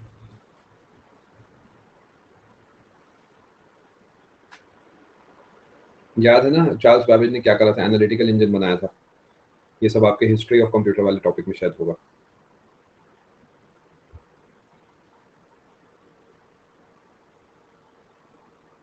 इसकी थ्योरी वैसे मैंने आपको ऐड करा रखी है। आप विकास एक बार चेक करिएगा, first computer, first super computer, सब मैं आपको लिखवा चुका हूँ थ्योरी में, आप एक बार चेक करिएगा classes. Computer tools such as Word, Excel, PPT are a part of MS office.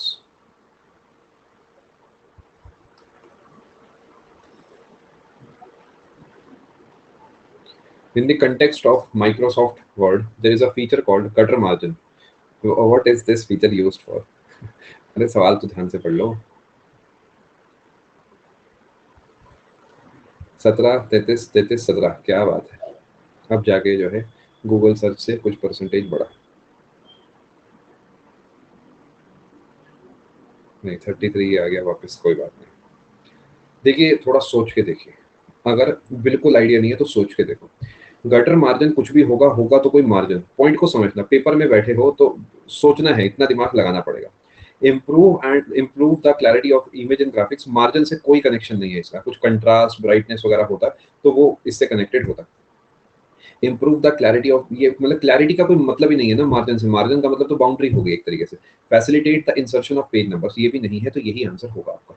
Give provision for better document binding, देखिए होता क्या, कई बार बहुत मोटी मोटी जो किताबें होती हैं उन्हें बाइंड करने के लिए साइड में एक्स्ट्रा स्पेस चाहिए होता है, जो कि जनरली बाइंडिंग की तरफ ही चाहिए होता है, बिकॉज बाहर की तरफ तो मार्जिन है। जैसे फॉर एग्जांपल ये एक पेज है, इसके अंदर इतना टेक्स्ट है, अब कुछ बहुत मोटी किताब है तो आप चाहोगे कि इधर थोड़ा एक्स्ट्रा मार्जिन आ जाए, और वरना क्या होगा, बाइंडिंग करते समय आपका मतलब यहाँ तक बाइंड हो जाएगी। आपने देखा भी होगा बहुत मोटी किताबें जब हम लोग बाइंड कराते थे मैथ्स की या फिजिक्स की, तो उसमें प्रॉब्लम आती थी कि बहुत अंदर तक वो बाइंड हो जाता था। तो उसके लिए एक्स्ट्रा मार्जिन जो है रखा जाता है बाइंडिंग की तरफ, उसी को गटर मार्जिन बोलते हैं। क्या बात को आप समझ पा रहे हैं मेरी?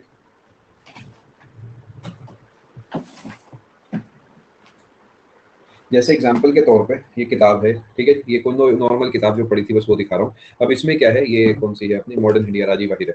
अब इसके अंदर आप देखेंगे तो बाहर की तरफ जो मार्जिन है उससे ज्यादा इन्होंने अंदर की तरफ कहीं रखा होगा, भले वो दिख नहीं रहा, मैं आपको दिखाना भी नहीं चाहूंगा, मेरी बुक खराब हो जाएगी। ठीक है, अंदर की तरफ वो एक्स्ट्रा रखा होगा मार्जिन, समझ पा रहे, वो छोटा सा लॉजिक है बस। जनरली मोटी किताबों में इसका ज्यादा इस्तेमाल होता है। हाँ वही है, राजीव आहिर वाली स्पेक्ट्रम है। करेक्ट आंसर ऑप्शन नंबर 2 है, give provision for better document binding. आगे चलते हैं। ये सब पढ़ना पड़ता है तब जाके वो कंटेंट बनता है। आपको क्या लग रहा है एनसीईआरटी पढ़ ली या एक आध किताब पढ़ ली उससे हो गया? ऐसा बिल्कुल नहीं है। बहुत सारा पढ़ना पड़ता है तब जाके फिल्टर आउट करके आपके लिए कोर्सेज बनते हैं। ये पढ़ सकते हैं, एक बार रीड कर लीजिए इसे आप।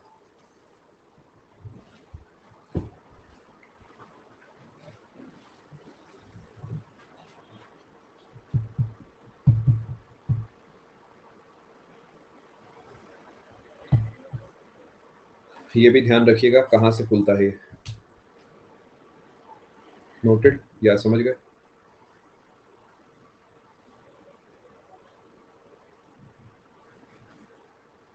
मेरा फेवरेट सब्जेक्ट है physics Manoj.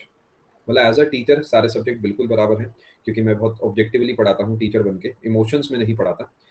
But as a student of a subject physics मुझे काफ़ी पसंद है। ठीक है जी, हाँ, yes Himanshu.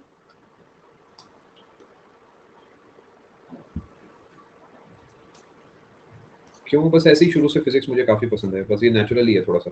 One of the reasons निशि जो मैंने देखा है लाइफ़ में वो ये है कि जिस सब्जेक्ट के टीचर से आपका कनेक्शन अच्छा बन जाएगा ना, वो सब्जेक्ट आपको पसंद आने लगेगा, ये लाइफ़ में चलता है। तो मेरा कनेक्शन मेरे फिजिक्स के जो टीचर थे उनसे बहुत अच्छा कनेक्शन था, आज भी है। और इस वजह से जो है शायद शायद ये एक रीज़न हो सकता है कि मुझे फिजिक्स पसंद है। Because I did not want to जज, एज़ सिंपल एज़ दैट, इतना ही है। Correct answer option number B है। मुझे अपनी लाइफ़ में जो करना था मैं वो कर रहा हूँ और मैं बड़ा खुश हूँ। The second generation of computers were based on क्या? ऑप्शन नंबर 2 इसका सही आंसर है। सिंपल सा सवाल है ना, ये तो कुछ भी नहीं है इसमें।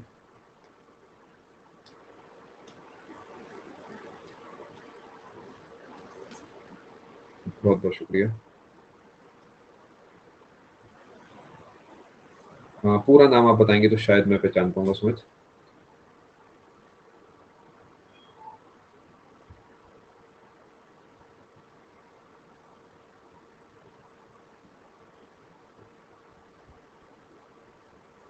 चक्रवर्ती। Correct answer option number B है, MICR। नहीं सुमित, मे बी क्योंकि मुरादाबाद भी इतना छोटा नहीं है, तो मे बी कभी मिलना ना हुआ हो। Which one of the following input technologies to banks used to process cheques? MICR is magnetic ink character recognition. याद है ना वो 9 डिजिट कोड जिसके अंदर आपको पता लगता है कि बैंक की ब्रांच, बैंक कौन सा है, सिटी कौन सी है, वो सब इन्फॉर्मेशन। बता दो भैया, आलू की फुल फॉर्म क्या है?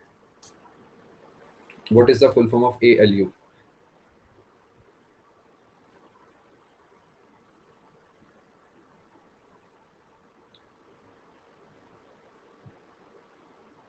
अच्छा, ठीक है सुमित।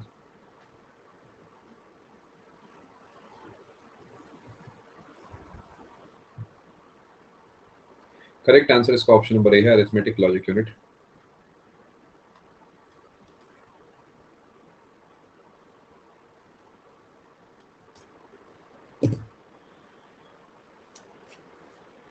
ये होता है जल्दबाजी का नुकसान। आपने सवाल को प्रोसेस ही नहीं किया अपने दिमाग में। प्रोसेस करते, समझते, क्या पूछना चाह रहा है, चारों ऑप्शंस को व्हाट की जगह पे रख के देखते, फिर आप खुद ही एलिमिनेट करते चीज़ों को। देखिए, वो कहता है number of operations per second, ये कौन डिटरमाइन करता है? फ्रीक्वेंसी में तो नापते हैं। सोच के देखो, frequency does not determine the number of operation, frequency means the number of operations per second. समझ पा रहे हैं मैं आपको क्या समझाना चाह रहा हूँ? फ्रीक्वेंसी की ये definition number of operations per second, but frequency does not determine. Are you understanding the point? What determines the ability of your selection या फिर of your capability, ये वो तो आपको कुछ और बताना होगा ना, आपको उसकी यूनिट थोड़ी बतानी होगी। इसलिए ये दोनों हो ही नहीं सकते। बैंडविड्थ का कनेक्शन है मीन डेटा से, रेंज से। क्लॉक स्पीड इसका सही आंसर, ये आपके थ्योरी के नोट्स में है, आप चेक करिएगा एक बार। मैं कई बार पूछ चुका हूँ ये सवाल, क्योंकि SSC कई बार पूछ चुका है। अच्छा, बहुत बढ़िया दिव्यांश।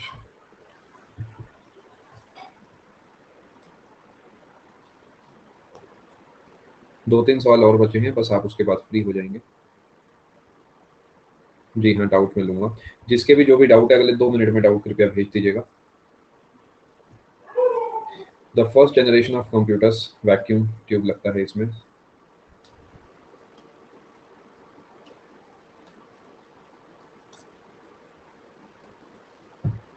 पीयूष चावला जी हैं, CBS के। वर्ल्ड कप खेल चुके हैं, वर्ल्ड कप में, और उसके लिए IPL भी खेलते हैं, फेमस है काफ़ी।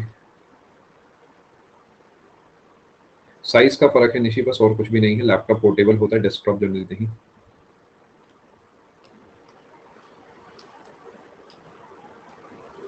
ये तो पढ़ा चुका हूँ मैं, ये कैसे इलेक्ट्रोमैग्नेटिज्म, कहाँ से आ गई ये बातें? क्या होता है ये? फिजिक्स के समय तो आप ऐसे नाम लेने में बड़ा डरते हैं, कंप्यूटर में आप अब ऐसे नामों का सहारा ले रहे हैं। ये सही है बेटा, फाइबर ऑप्टिक्स, यही तो है वो ऑप्टिक फाइबर जिससे डेटा अच्छे से ट्रांसफर होता है, this that.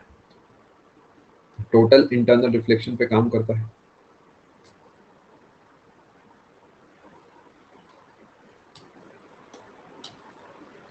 Paste the content of the clipboard in a Microsoft Word file.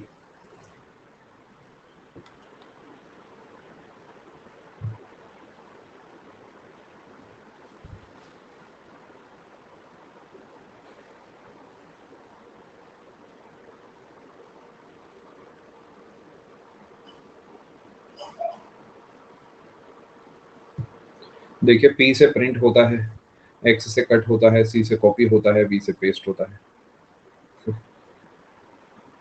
Correct answer इसका जो है आपका, क्योंकि आपसे पूछा गया पेस्ट, ऑप्शन नंबर 2 हो गया। अगला सवाल, आखिरी सवाल इस क्लास का दोस्तों, आप सभी के सामने ये रहा।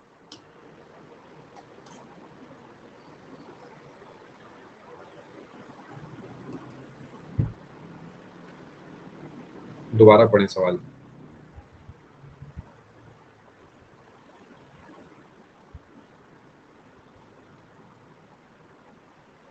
क्या कहते हैं अंग्रेजी में, last but not the least. देखिए समझाता हूँ, आपने सवाल ध्यान से नहीं पढ़ा, मैं आपको समझाता हूँ। When entered in the cells of a Microsoft Excel worksheet, numbers are by default क्या, जो टेक्स्ट होता है ना दोस्तों, वो लेफ्ट होता है, लेकिन जो नंबर्स होते हैं वो राइट में आते हैं। यानी अगर एक सेल लिखा है, एक सेल यहाँ बना हुआ है जिसमें आपने लिखा, मान लेते हैं अमन, और ये अगर आप ऐसे लिखते हैं, अमन लिखेंगे आप इसमें, तो अमन ऐसे आएगा बाय डिफॉल्ट। आप नीचे नंबर लिखेंगे, मान लेते हैं 79, तो वो ऐसे आएगा। समझ गए? पक्का? करेक्ट आंसर, क्योंकि आपसे नंबर्स पूछा हुआ है तो आंसर ये हो जाएगा। टेक्स्ट का आंसर पूछता तो ऑप्शन नंबर 1 हो जाता। यहाँ पर एक क्लास में कंक्लूड कर रहा हूँ। 56 क्वेश्चंस जो है हमने कवर करे हैं, और जिसमें रैंक 1 जो है वो धनी है, बहुत बढ़िया 50 क्वेश्चंस के साथ। यूजर आप रैंक 2 है 49 क्वेश्चंस के साथ। युवराज, संजीवनी, महनाज, स्वप्निल आप रैंक 3, 4, 5, 6 रिस्पेक्टिवली हैं 47 क्वेश्चंस के साथ। कार्तिकेय आप रैंक 7 है 46 क्वेश्चंस के साथ। राकेश एंड मानस आप रैंक 8 एंड 9 है 44 क्वेश्चंस के साथ। एंड आराधना आप रैंक 10 है 43 क्वेश्चंस के साथ। लीडर बोर्ड में आप सभी को दोबारा दिखा रहा हूँ। मुझे बताइए, क्या ये कोर्स आपके लिए फायदेमंद आपको लग रहा है? सबसे अच्छा तरीका है चेक करने का कि मॉक टेस्ट में जो सवाल आ रहे हैं वो बन रहे हैं, नहीं बन रहे, आपको कुछ नया सीखने को मिला है, नहीं मिला। एंड आप हर क्लास में जब आ रहे हैं तो कुछ बेटर पर्सन बन के नॉलेज के टर्म्स में जा रहे हैं, नहीं जा रहे, ठीक है? ऐसे ही आप अच्छे से चलिए, तैयारी कीजिए। अब आपसे मेरी मुलाकात मैं आपको बता देता हूँ कब होगी। कल की क्लासेस आप एक बार चेक कर लीजिएगा। कल शाम को 5 बजे एक बार चेक कर लेना, ठीक है? कल शाम को 7 बजे एक क्लास होगी, 8 बजे क्लास होगी। ये जीके की स्पेशल क्लास होगी, ये इकोनॉमिक्स की स्पेशल क्लास होगी।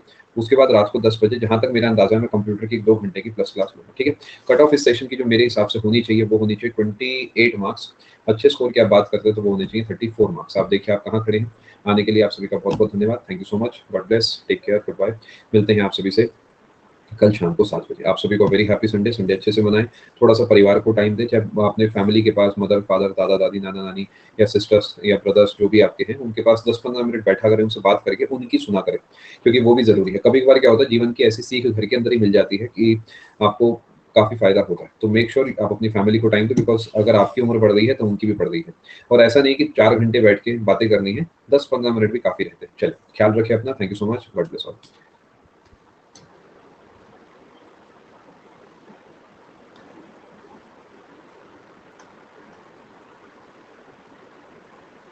हाँ, ये वही है, ये मेरा ख्याल स्क्विड गेम का जो है कॉन्सेप्ट है, ये वाला है ना। एआई आजकल कई कई सारे जो सेलिब्रिटीज वगैरह हैं वो भी अपनी एआई की जो है इमेज ऐसे डालते हैं अपने सोशल मीडिया अकाउंट्स वगैरह पे। मैं सभी का डाउट एक एक करके ले रहा हूँ। मैं टाइपिंग स्पीड 22-23 से ऊपर नहीं जा रहा, तो टाइपिंग कैसे करूँ, हो रही है। देखिए, टाइपिंग का क्राइटेरिया इन शॉर्ट ये है कि आपको 15 मिनट मिलेंगे और 2000 कीवर्ड्स आपको टाइप करने होंगे, ठीक है? और बाकी एग्जैक्टली वो थोड़ा सा आगे चल के समझ आएगा कि इस बार ये किस तरीके कराना चाह रहे हैं, क्योंकि कुछ चीज़ें ओपन एंडेड है अभी नोटिफिकेशन में, कि अलग अलग पोस्ट के हिसाब से भी कुछ चीज़ें लिखी हुई हैं इन्होंने। अभी के लिए हम क्राइटेरिया क्या है उस पर नहीं जाते। मेन ये समझते हैं कि टाइपिंग कैसे इंप्रूव हो सकती है। सबसे पहले आप टाइपिंग ज़्यादा से ज़्यादा करें, ठीक है? मिस्टेक्स अगर आपकी बहुत हो रही है तो थोड़ा देख कर टाइप करें। जरूरी नहीं है कीबोर्ड बिना देखे टाइप करना है आपने, देख कर आप टाइप कर सकते हैं। आपने वहां से 2-4 वर्ड पढ़े, कीबोर्ड को देखा, टाइप करा, प्रैक्टिस करते रहना है। मैं तो एक ही लाइन बोलूंगा, प्रैक्टिस प्रैक्टिस प्रैक्टिस। आप प्रैक्टिस अच्छे से करते रहें, ठीक है जी? और ये सुमित ने भी कुछ लिखा है, तो आप ये भी एक बार रीड कर सकते हैं। यस आराधना, ठीक है? बाकी देखिए, इन शॉर्ट रहमत, प्रैक्टिस जितनी करेंगे बेटा उतना ही अच्छा रहेगा, ठीक है? चलिए आगे चलते हैं।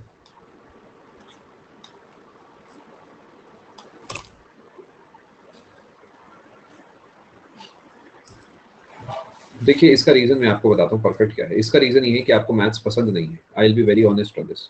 सच यही है कि आपको मैथ्स पसंद नहीं है, इस वजह से आपका मन नहीं करता उसे पढ़ने का। लेकिन मजबूरी है, पढ़ना है, कोई ऑप्शन नहीं है। जिंदगी भर ना पढ़ना पड़े, अब पढ़ना पड़ेगा, है ना? अभी आपका क्या स्कोर आ रहा है, कौन सा पेपर है आपका, एक बार आप बताइए थोड़ा सा मुझे। CHSL का है। मैथ्स के 25 में से कितने सवाल आप सही कर पा रहे हैं?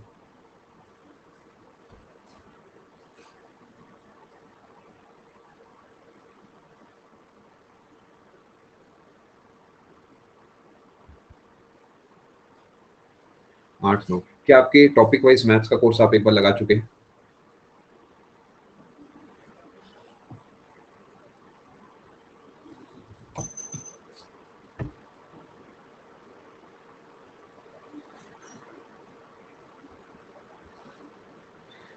देखिए, कुछ चैप्टर्स ऐसे हैं जो आसान हैं, कुछ चैप्टर्स ऐसे हैं जो मुश्किल है ना?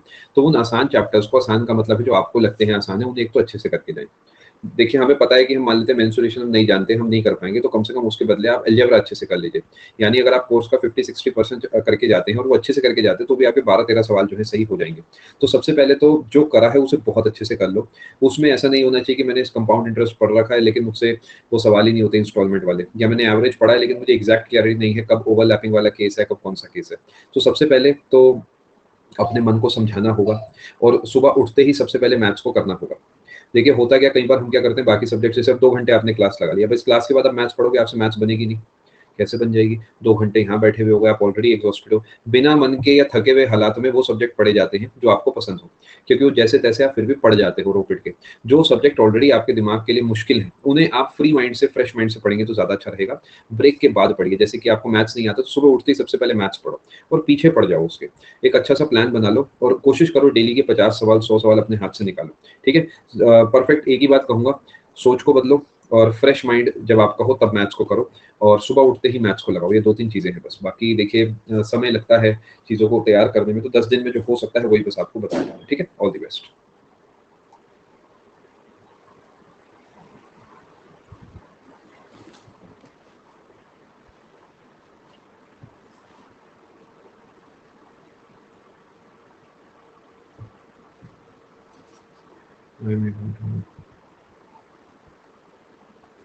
लीडर बोर्ड देख लीजिए फ्रेंड्स।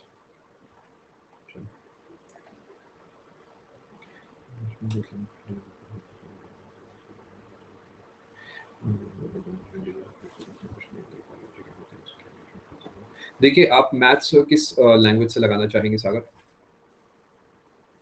हिंदी। और रीज़निंग किस लैंग्वेज से लगाना चाहेंगे?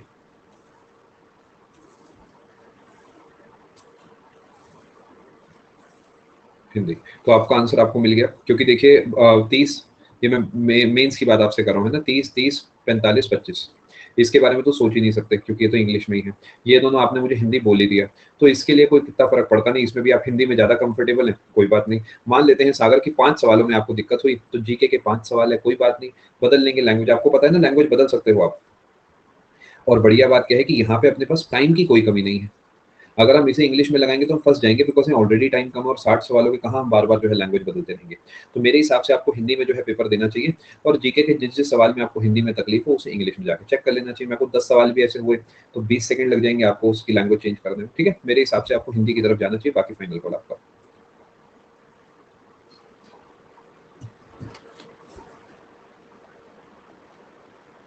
हाँ, ये बिल्कुल, ये कुछ हो गया होगा इश्यू।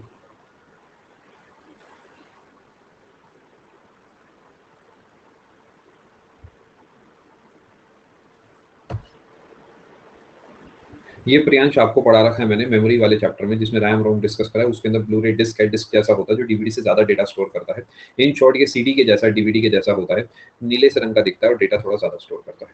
बाकी आप क्लास देखेंगे, आप समझ जाएँगे। अ, देखिए, ये होता है, सबसे पहले आपको वाईफ़ाई के बारे में पता होगा, वाईफ़ाई का ही एडवांस्ड रूप है। देखिए, वाईफ़ाई जो है ना, वो रेडियो वेव पे काम करता है, शायद आपको पता होगा, रेडियो वेव्स पे काम करता है ये। नहीं, ब्लू रे जो है एक स्टोरेज डिवाइस है, ठीक है? और जो ये लाइ-फ़ाई है, ये काम लाइट पे काम करता है। दिस इज़ लाइट फिडेलिटी, ठीक है? लाइट पे काम करता है। इसमें एल-आई का मतलब लाइट है। ये ज़्यादा स्पीड कैरी करता है, 50 से 100 गुना कैरी करता है। One of the latest technologies में से एक है और ये लाइट की मदद से, जैसे देखिए लाइट भी एक वेव है, रेडियो भी एक वेव है। तो ये क्या है कि लाइट के हिसाब से काम करता है। लाइट के थ्रू वो इन्फॉर्मेशन को सेंड करता है। क्या बात को आप समझ पा रहे हैं? एलईडी के थ्रू या फिर आप कहें इंफ्रारेड के थ्रू, ये जो है इन्फॉर्मेशन को दूसरी जगह पे भेजता है। क्या बात को आप समझ पा रहे हैं? ठीक है। फिर से बता देता हूँ, वाईफाई से ज़्यादा स्पीड है, वाईफाई से ज़्यादा रेंज है, वाईफाई रेडियो का इस्तेमाल करता है, ये लाइट का इस्तेमाल करता है। मैं एक लाइट का मतलब ये ध्यान रखिएगा कि यहाँ पे इंफ्रारेड इंफ्रारेड वगैरह भी हो सकती है, और जो सोर्स है उसमें एक चिप लगी होती है, वहाँ से ये लाइट रेज एमिट होती है, जहाँ पे पहुँचती है वहाँ पे वो इसे एक्सेप्ट कर सकता है। ये इसकी इन शॉर्ट कहानी है, 2010-11 के आसपास ये आया है, और मेरे हिसाब से इतना काफ़ी है। फिर भी आप और पढ़ना चाहें तो आप और भी पढ़ सकते हैं।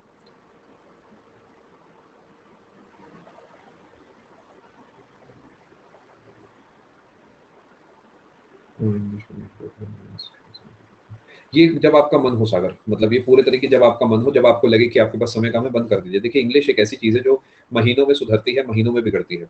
तो अगर आप अभी तक पढ़ते आ रहे हैं तो 2-4 दिन पहले भी बंद कर देंगे तो कोई फ़र्क नहीं पड़ने वाला, ठीक है? तो it's all up to you. Nitesh का मैं डाउट ले रहा हूँ, शायद पिछली क्लास में आप ही आए थे।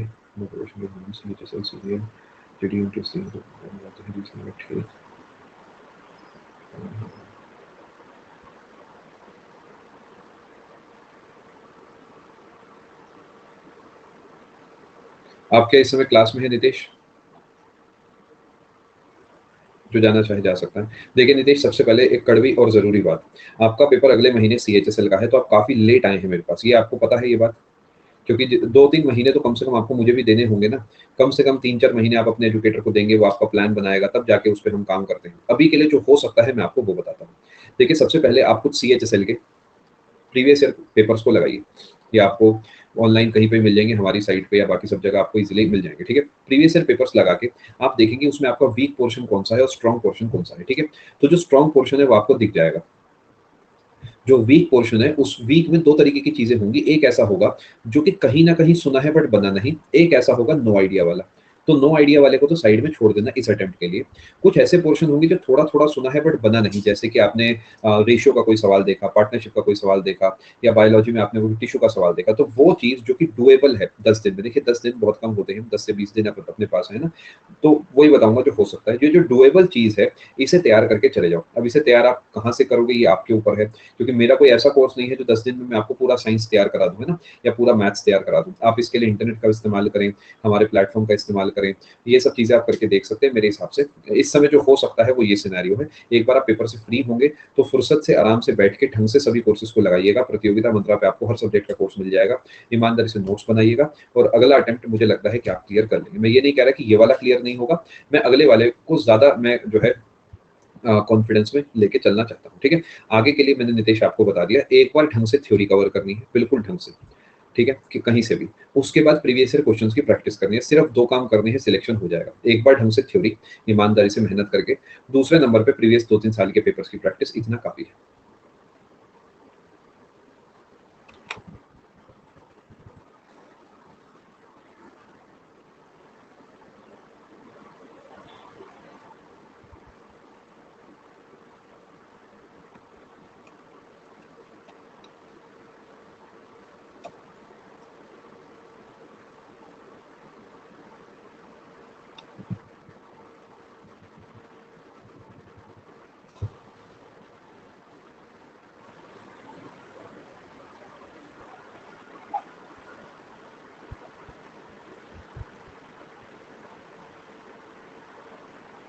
आप प्रयागराज से कितना दूर रहते हैं नेहा जी?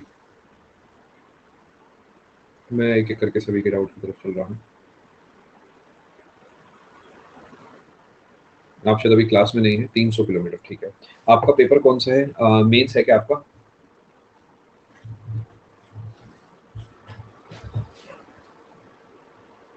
ठीक है। देखिए चांसेस तो कम होते हैं चीज़ों के कभी-कभार, बट डीवी कभी स्किप नहीं करना चाहिए अगर आप इस जॉब को करना चाहते हैं तो। मैं जानता हूँ कि 300 किलोमीटर का मतलब है कि 2 दिन आपके पूरे लग जाएँगे, बट इफ पॉसिबल आप ट्रैवलिंग करते हुए पढ़ाई कर लो, एंड डीवी में तो आपके टोटल 3-4 घंटे से ऊपर नहीं लगेंगे। सुबह 9-10 बजे आपको जाना होगा, 2-3-4 बजे तक आप फ्री हो जाएँगे। If you can study while travelling, mains का आपका लॉस नहीं होगा। मेरे हिसाब से डीवी देने आप चले जाएँगे तो ज़्यादा अच्छा रहेगा, ठीक है? बाकी फाइनल कॉल आपका है, आपको क्या फैसला लेना है।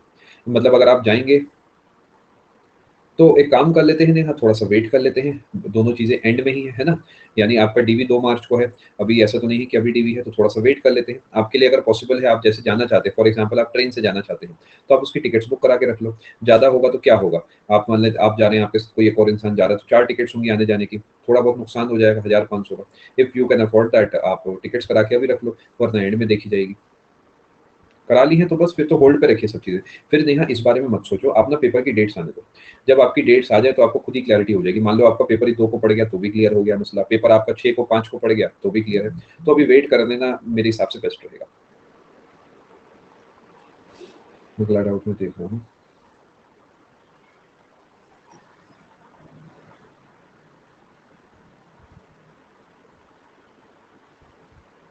Good afternoon Kartik. Mains mock के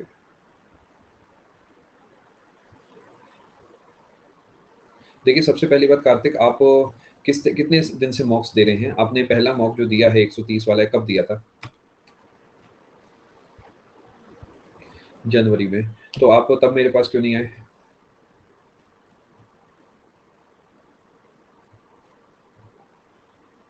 ठीक है। देखिए, सबसे पहले हमें क्या होता है ना, जब हम सिचुएशन हमारी खराब होती है, तो हमें जल्दी से जल्दी मदद ले लेनी चाहिए, शर्माना नहीं चाहिए। अब आप मुझे एक बात बताओ, ये जो 130 नंबर है, इसमें आपके मैथ्स में कितने आ रहे हैं? रीज़निंग में कितने आ रहे हैं? ऐसे बताओ, मैथ्स के बोलो। ऑन एन एवरेज 30 में से कितने, जैसे 90 नंबर का मैथ्स है, तो कितने आ रहे हैं आपके इसमें?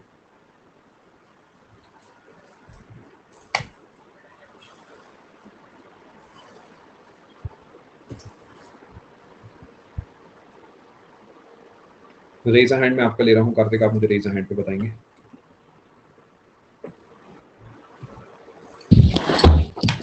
जी, कार्तिक जी। हेलो। जी, बताइए। सर, ये मेरी फ्रेंड की आईडी है और मैं यूज़ कर रही हूँ। कोई बात नहीं, कोई बात जी। नहीं। आप सर जी, बताइए। सर यही है कि सर मतलब एक बहुत कम नंबर आ रहे हैं तो इसमें तो कुछ भी नहीं होगा, लेकिन सर वही है, घर में बहुत सारी एक्सपेक्टेशन बढ़ गई है कि अब प्री हो गया तो अब मेंस में भी हो जाए, सब बहुत उम्मीद कर रहे हैं, पर जैसे कि नंबर्स आ रहे हैं तो मेरे को तो नहीं लगता। पर ठीक है। आप और एक बार सर ऐसा नहीं है कि में सर मैं आपको क्या पढ़ती स्कोर नहीं आया हूँ। था? यस, एक सेकंड सर, मैं अभी जो ऑलिव का टेस्ट हुआ था सर, वो जो मैंने कल दिया था उसमें आपको नंबर बता रही। आपकी आवाज़ काफ़ी धीरे हो गई है। थोड़ा-सा आप लाउड बोल सकते हैं? Yes sir. हाँ, अब बताइए। ठीक है सर, हाँ, जो अभी टेस्ट हुआ था मैं उसके नंबर बता रही हूँ आपको, जो अभी मैंने कल दिया था। ठीक है, बताइए। एक सेकंड सर बस। सर मैथ्स में थे 6 नंबर। Out of 90। जी सर। ठीक है, रीजनिंग में 49। ठीक है। इंग्लिश में 83। जीएस में 6। फिर 75 और कंप्यूटर्स में? कंप्यूटर में 23। ठीक है। आप बताइए कि आपके हिसाब से क्या गड़बड़ है? पहले आप मुझे प्री का स्कोर बताइए अपना। सर जो मतलब वो वाला था कि मॉक वाले क्या? मतलब कौन सा स्कोर प्री ये जो के प्री मॉक जिस वाला। जो आपका क्वालीफाई हुआ है, उसमें टोटल स्कोर कितना आया था? सर टोटल स्कोर था 93, मतलब अभी उसमें जब वो नहीं आती आंसर शीट उसमें का। ठीक है। आपकी जी कैटेगरी अगर आप बताना चाहें तो? सर, ओबीसी और ओएच। ठीक है।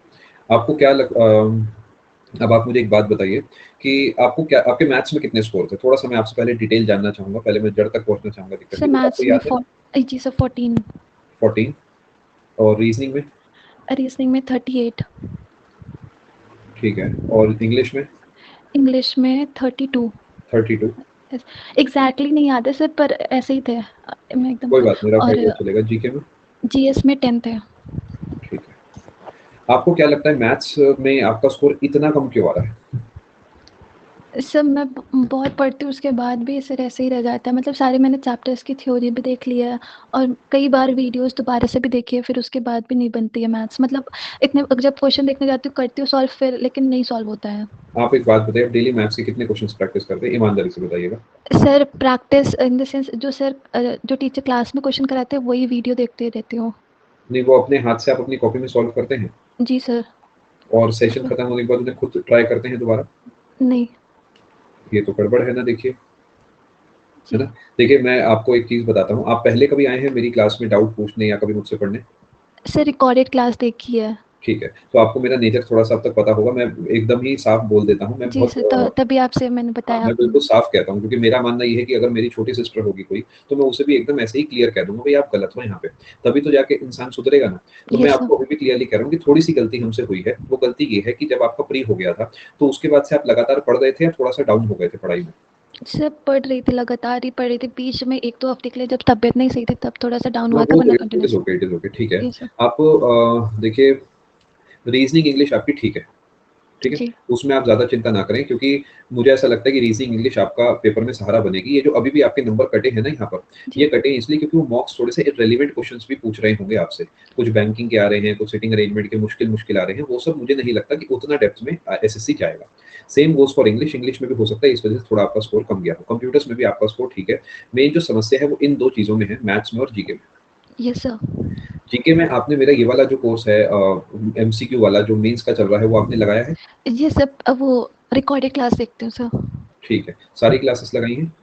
सारी नहीं सर, नहीं सर।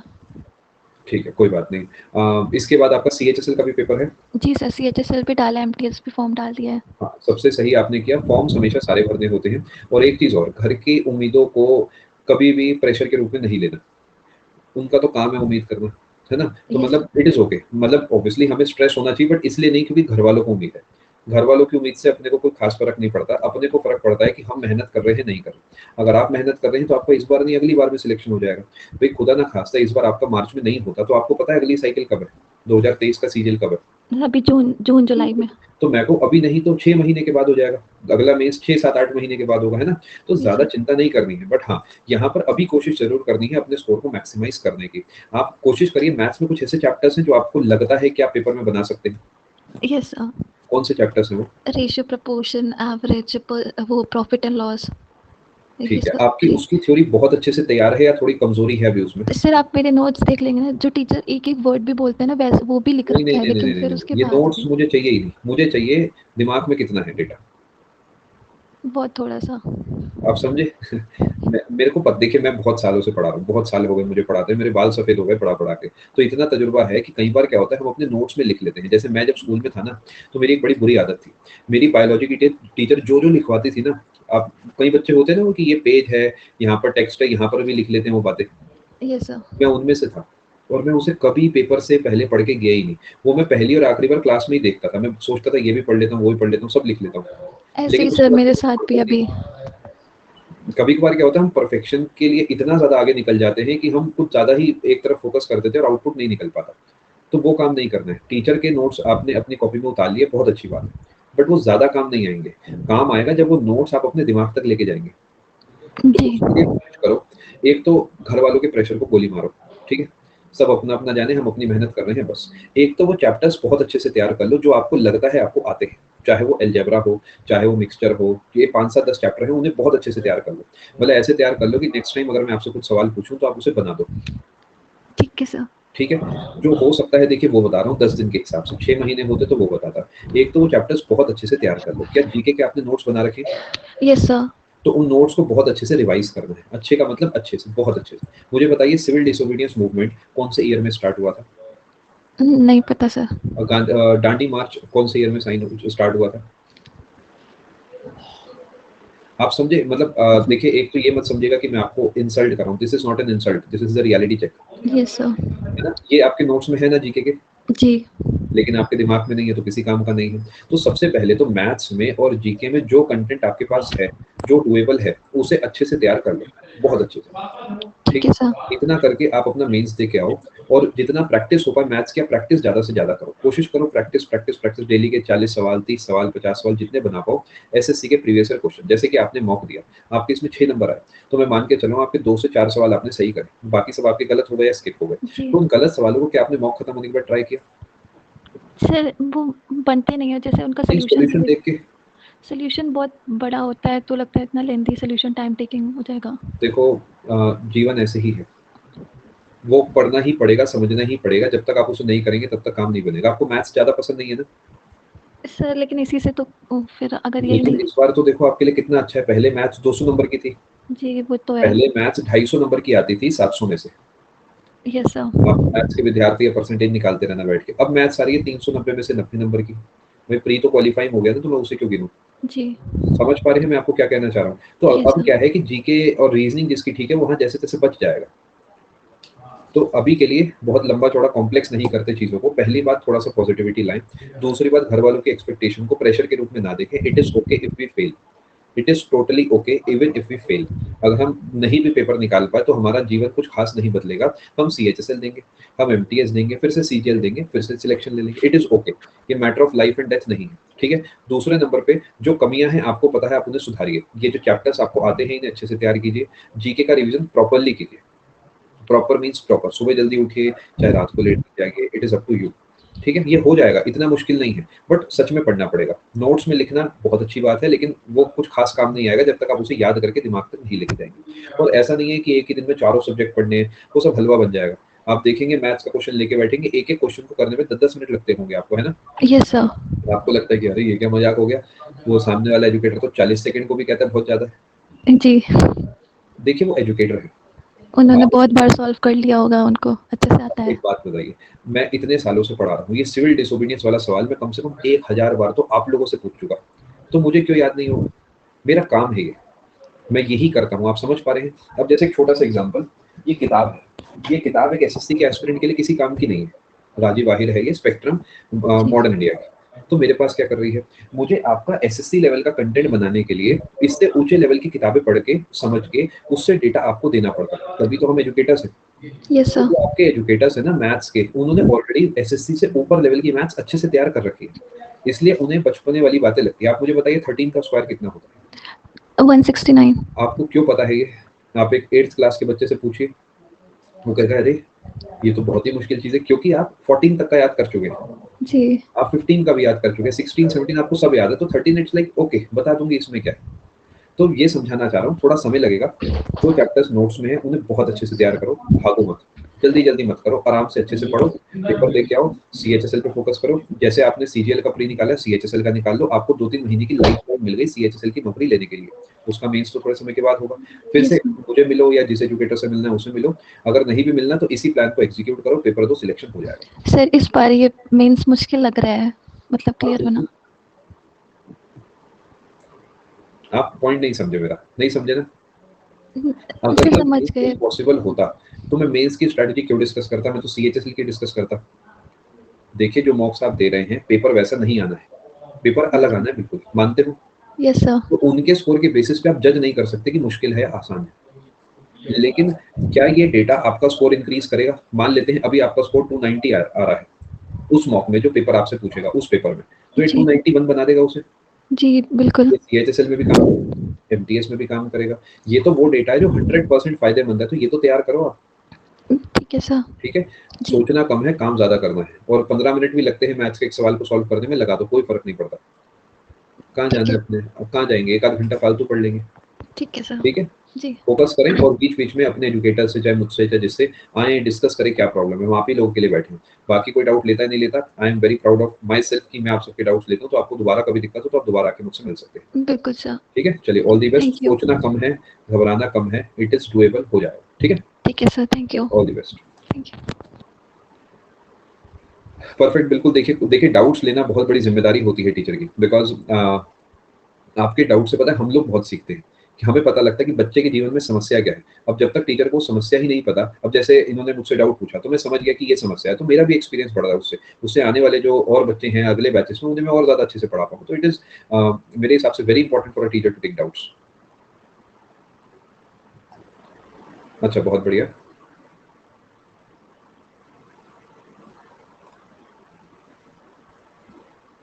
मैं सभी का डाउट देख रहा हूँ, करंट ईयर्स के बारे में। समझा नहीं मैं। डॉक्यूमेंट वेरिफिकेशन में क्या लेके जाना है आपका, ये सवाल है क्या?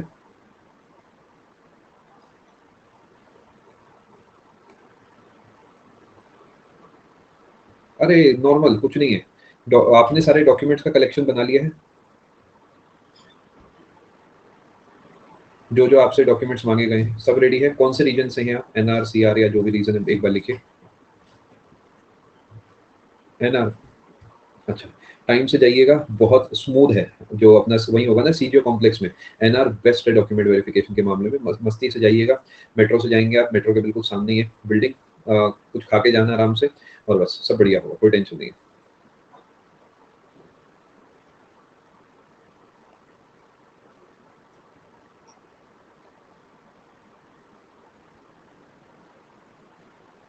हर्ष का डाउट मैं ले रहा हूँ, ठीक है।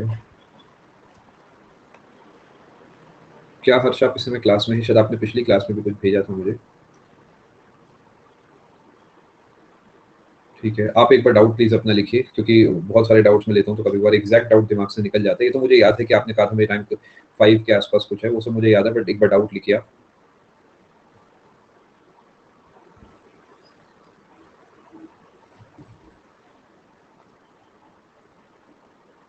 जब तक मैं अगला डाउट भी देख रहा हूँ, हर्ष आप टाइप करिएगा जब तक। अच्छा ठीक है हर्ष।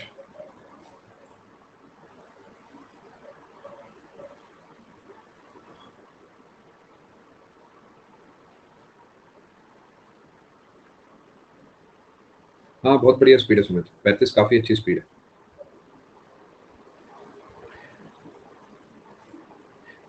हर्ष, आपने इसके अलावा भी कुछ मॉक्स दिए हैं? मतलब मैं ये जानना चाह रहा हूँ ऑन एन एवरेज आपका स्कोर कितना आ रहा है 390 में से? जहाँ से भी जो भी आपने मॉक्स दिए हैं अभी तक।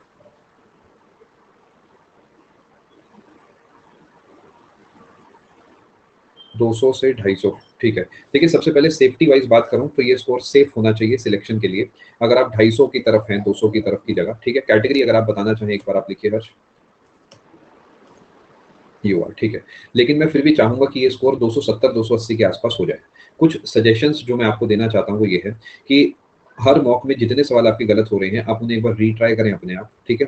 और उन टॉपिक्स को अपने जो नोट्स हैं जहां से भी आपने वो टॉपिक पढ़ा है, चाहे वो मैथ्स है रीजनिंग है जो भी है, उसे आप एक बार वहां से तैयार करें। दूसरे नंबर पे इंग्लिश और जीके के सवालों को बहुत ध्यान से पढ़ के अच्छे से स्टडी करके तब टिक करें। मैं देखता हूँ बहुत बच्चे ऐसे जो PQRS को फॉर ग्रांटेड वे में टिक करते हैं, या एक्टिव पैसिव वाले पोर्शन को फॉर ग्रांटेड वे में टिक करते हैं कि बहुत एफर्ट नहीं लगाते, वो ना जुगाड़बाजी हल्की बहुत लगाई टिक कर दिया, वैसे नहीं। Take your time. ये छोटे छोटे हर 2-3 सजेशन से एक तो प्रैक्टिस करते रहो। डेली का एक मॉक डेली के 3 घंटे देना चालू कर दो। 2.25 घंटे एक है, फिर आपका एनालिसिस वगैरह भी आप करोगे तो 3 घंटे डेली के कोशिश करो एक मॉक दो। जितने सवाल गलत होते हैं उन्हें रिट्राई करो। जो टॉपिक्स उसमें से ऐसे मिलते हैं जो आपको लगता है रिवाइज करने वाले हैं उन्हें आप रिवाइज करो। इतना करते रहो, बाकी ऊपर वाले का नाम लो, बढ़िया पेपर हो जाएगा, कोई टेंशन की बात नहीं। ठीक है, ऑल दी बेस्ट।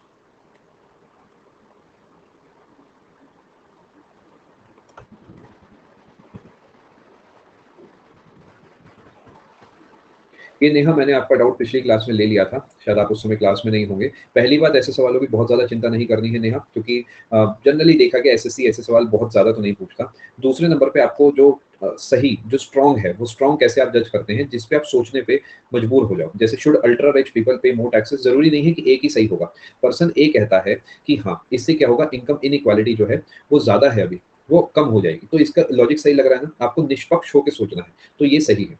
दूसरे नंबर पे no as it would cause discrimination on the basis of income, भले ही ये जो बात है ये आपको पसंद नहीं आ रही, बट ये लॉजिकली सही है कि वो जो कह रहा है वो सही ही है ना। तो बस ये भी सही है, तो आप बोथ पे टिक करेंगे। मतलब इसका ऐसे ही चलता है। पहली बात थोड़े पेचीदा होते ही हैं।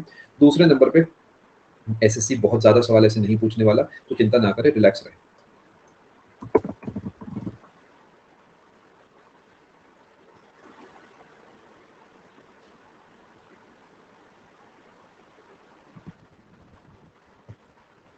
एक और कोई डाउट है, शायद देख लेता हूँ किसका है।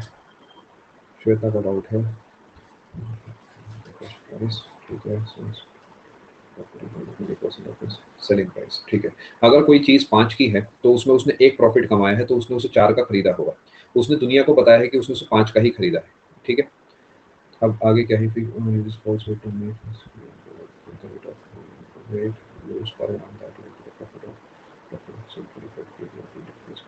ये सब इतना इंपॉर्टेंट नहीं है। देखिए, वो जो दुनिया को कह रहा है कि 5 है, वो एक्चुअली 4 है, तो वहां पर एक की कटौती कर रहा है। क्या इस बात को आप समझ पा रहे हैं? थोड़ा थोड़ा, यानी जो वो दुनिया को कह रहा है 5 है, वो जैसे मान लेते हैं 100 ग्राम चीज है कोई, या 1000 ग्राम चीज है, उसने दुनिया को बताया कि 1000 ग्राम है और 1000 ग्राम ही मैं आपको दे रहा हूँ, लेकिन एक्चुअल में वो उसे क्या कर रहा है जी, काट के दे रहा है, उसमें से कुछ कम करके दे रहा है। समझ गए आप? तो मेरा ख्याल तो इसका जो है आपका 200 ग्राम होना चाहिए, वो 800 ग्राम जो है दुनिया को दे रहा है। ठीक है? बाकी आप एक बार बताइएगा, अभी शायद आप क्लास में नहीं हैं, जब आप इसका सॉल्यूशन देखें, कोई दिक्कत हो, कोई क्रॉस क्वेश्चन हो तो आप आने वाली क्लास में पूछ सकते हैं, ठीक है? सभी के सारे डाउट्स, सभी के रेज़ अ हैंड ले लिए हैं, ऐसा इसलिए बताता हूँ जिससे आपको पता रहे कि सबके डाउट्स क्लियर होते हैं यहाँ पे। All the doubts, all the raise a hands, जो भी आप इसे कहें, फ्रेम करना चाहें, वो सब क्लियर हो चुके हैं। अब आपसे मिलता हूँ मैं कल शाम को 7 बजे, प्लस पे कल रात को 10 बजे, ठीक है? Thank you so much, God bless, take care, goodbye, thank you, ख्याल रखें।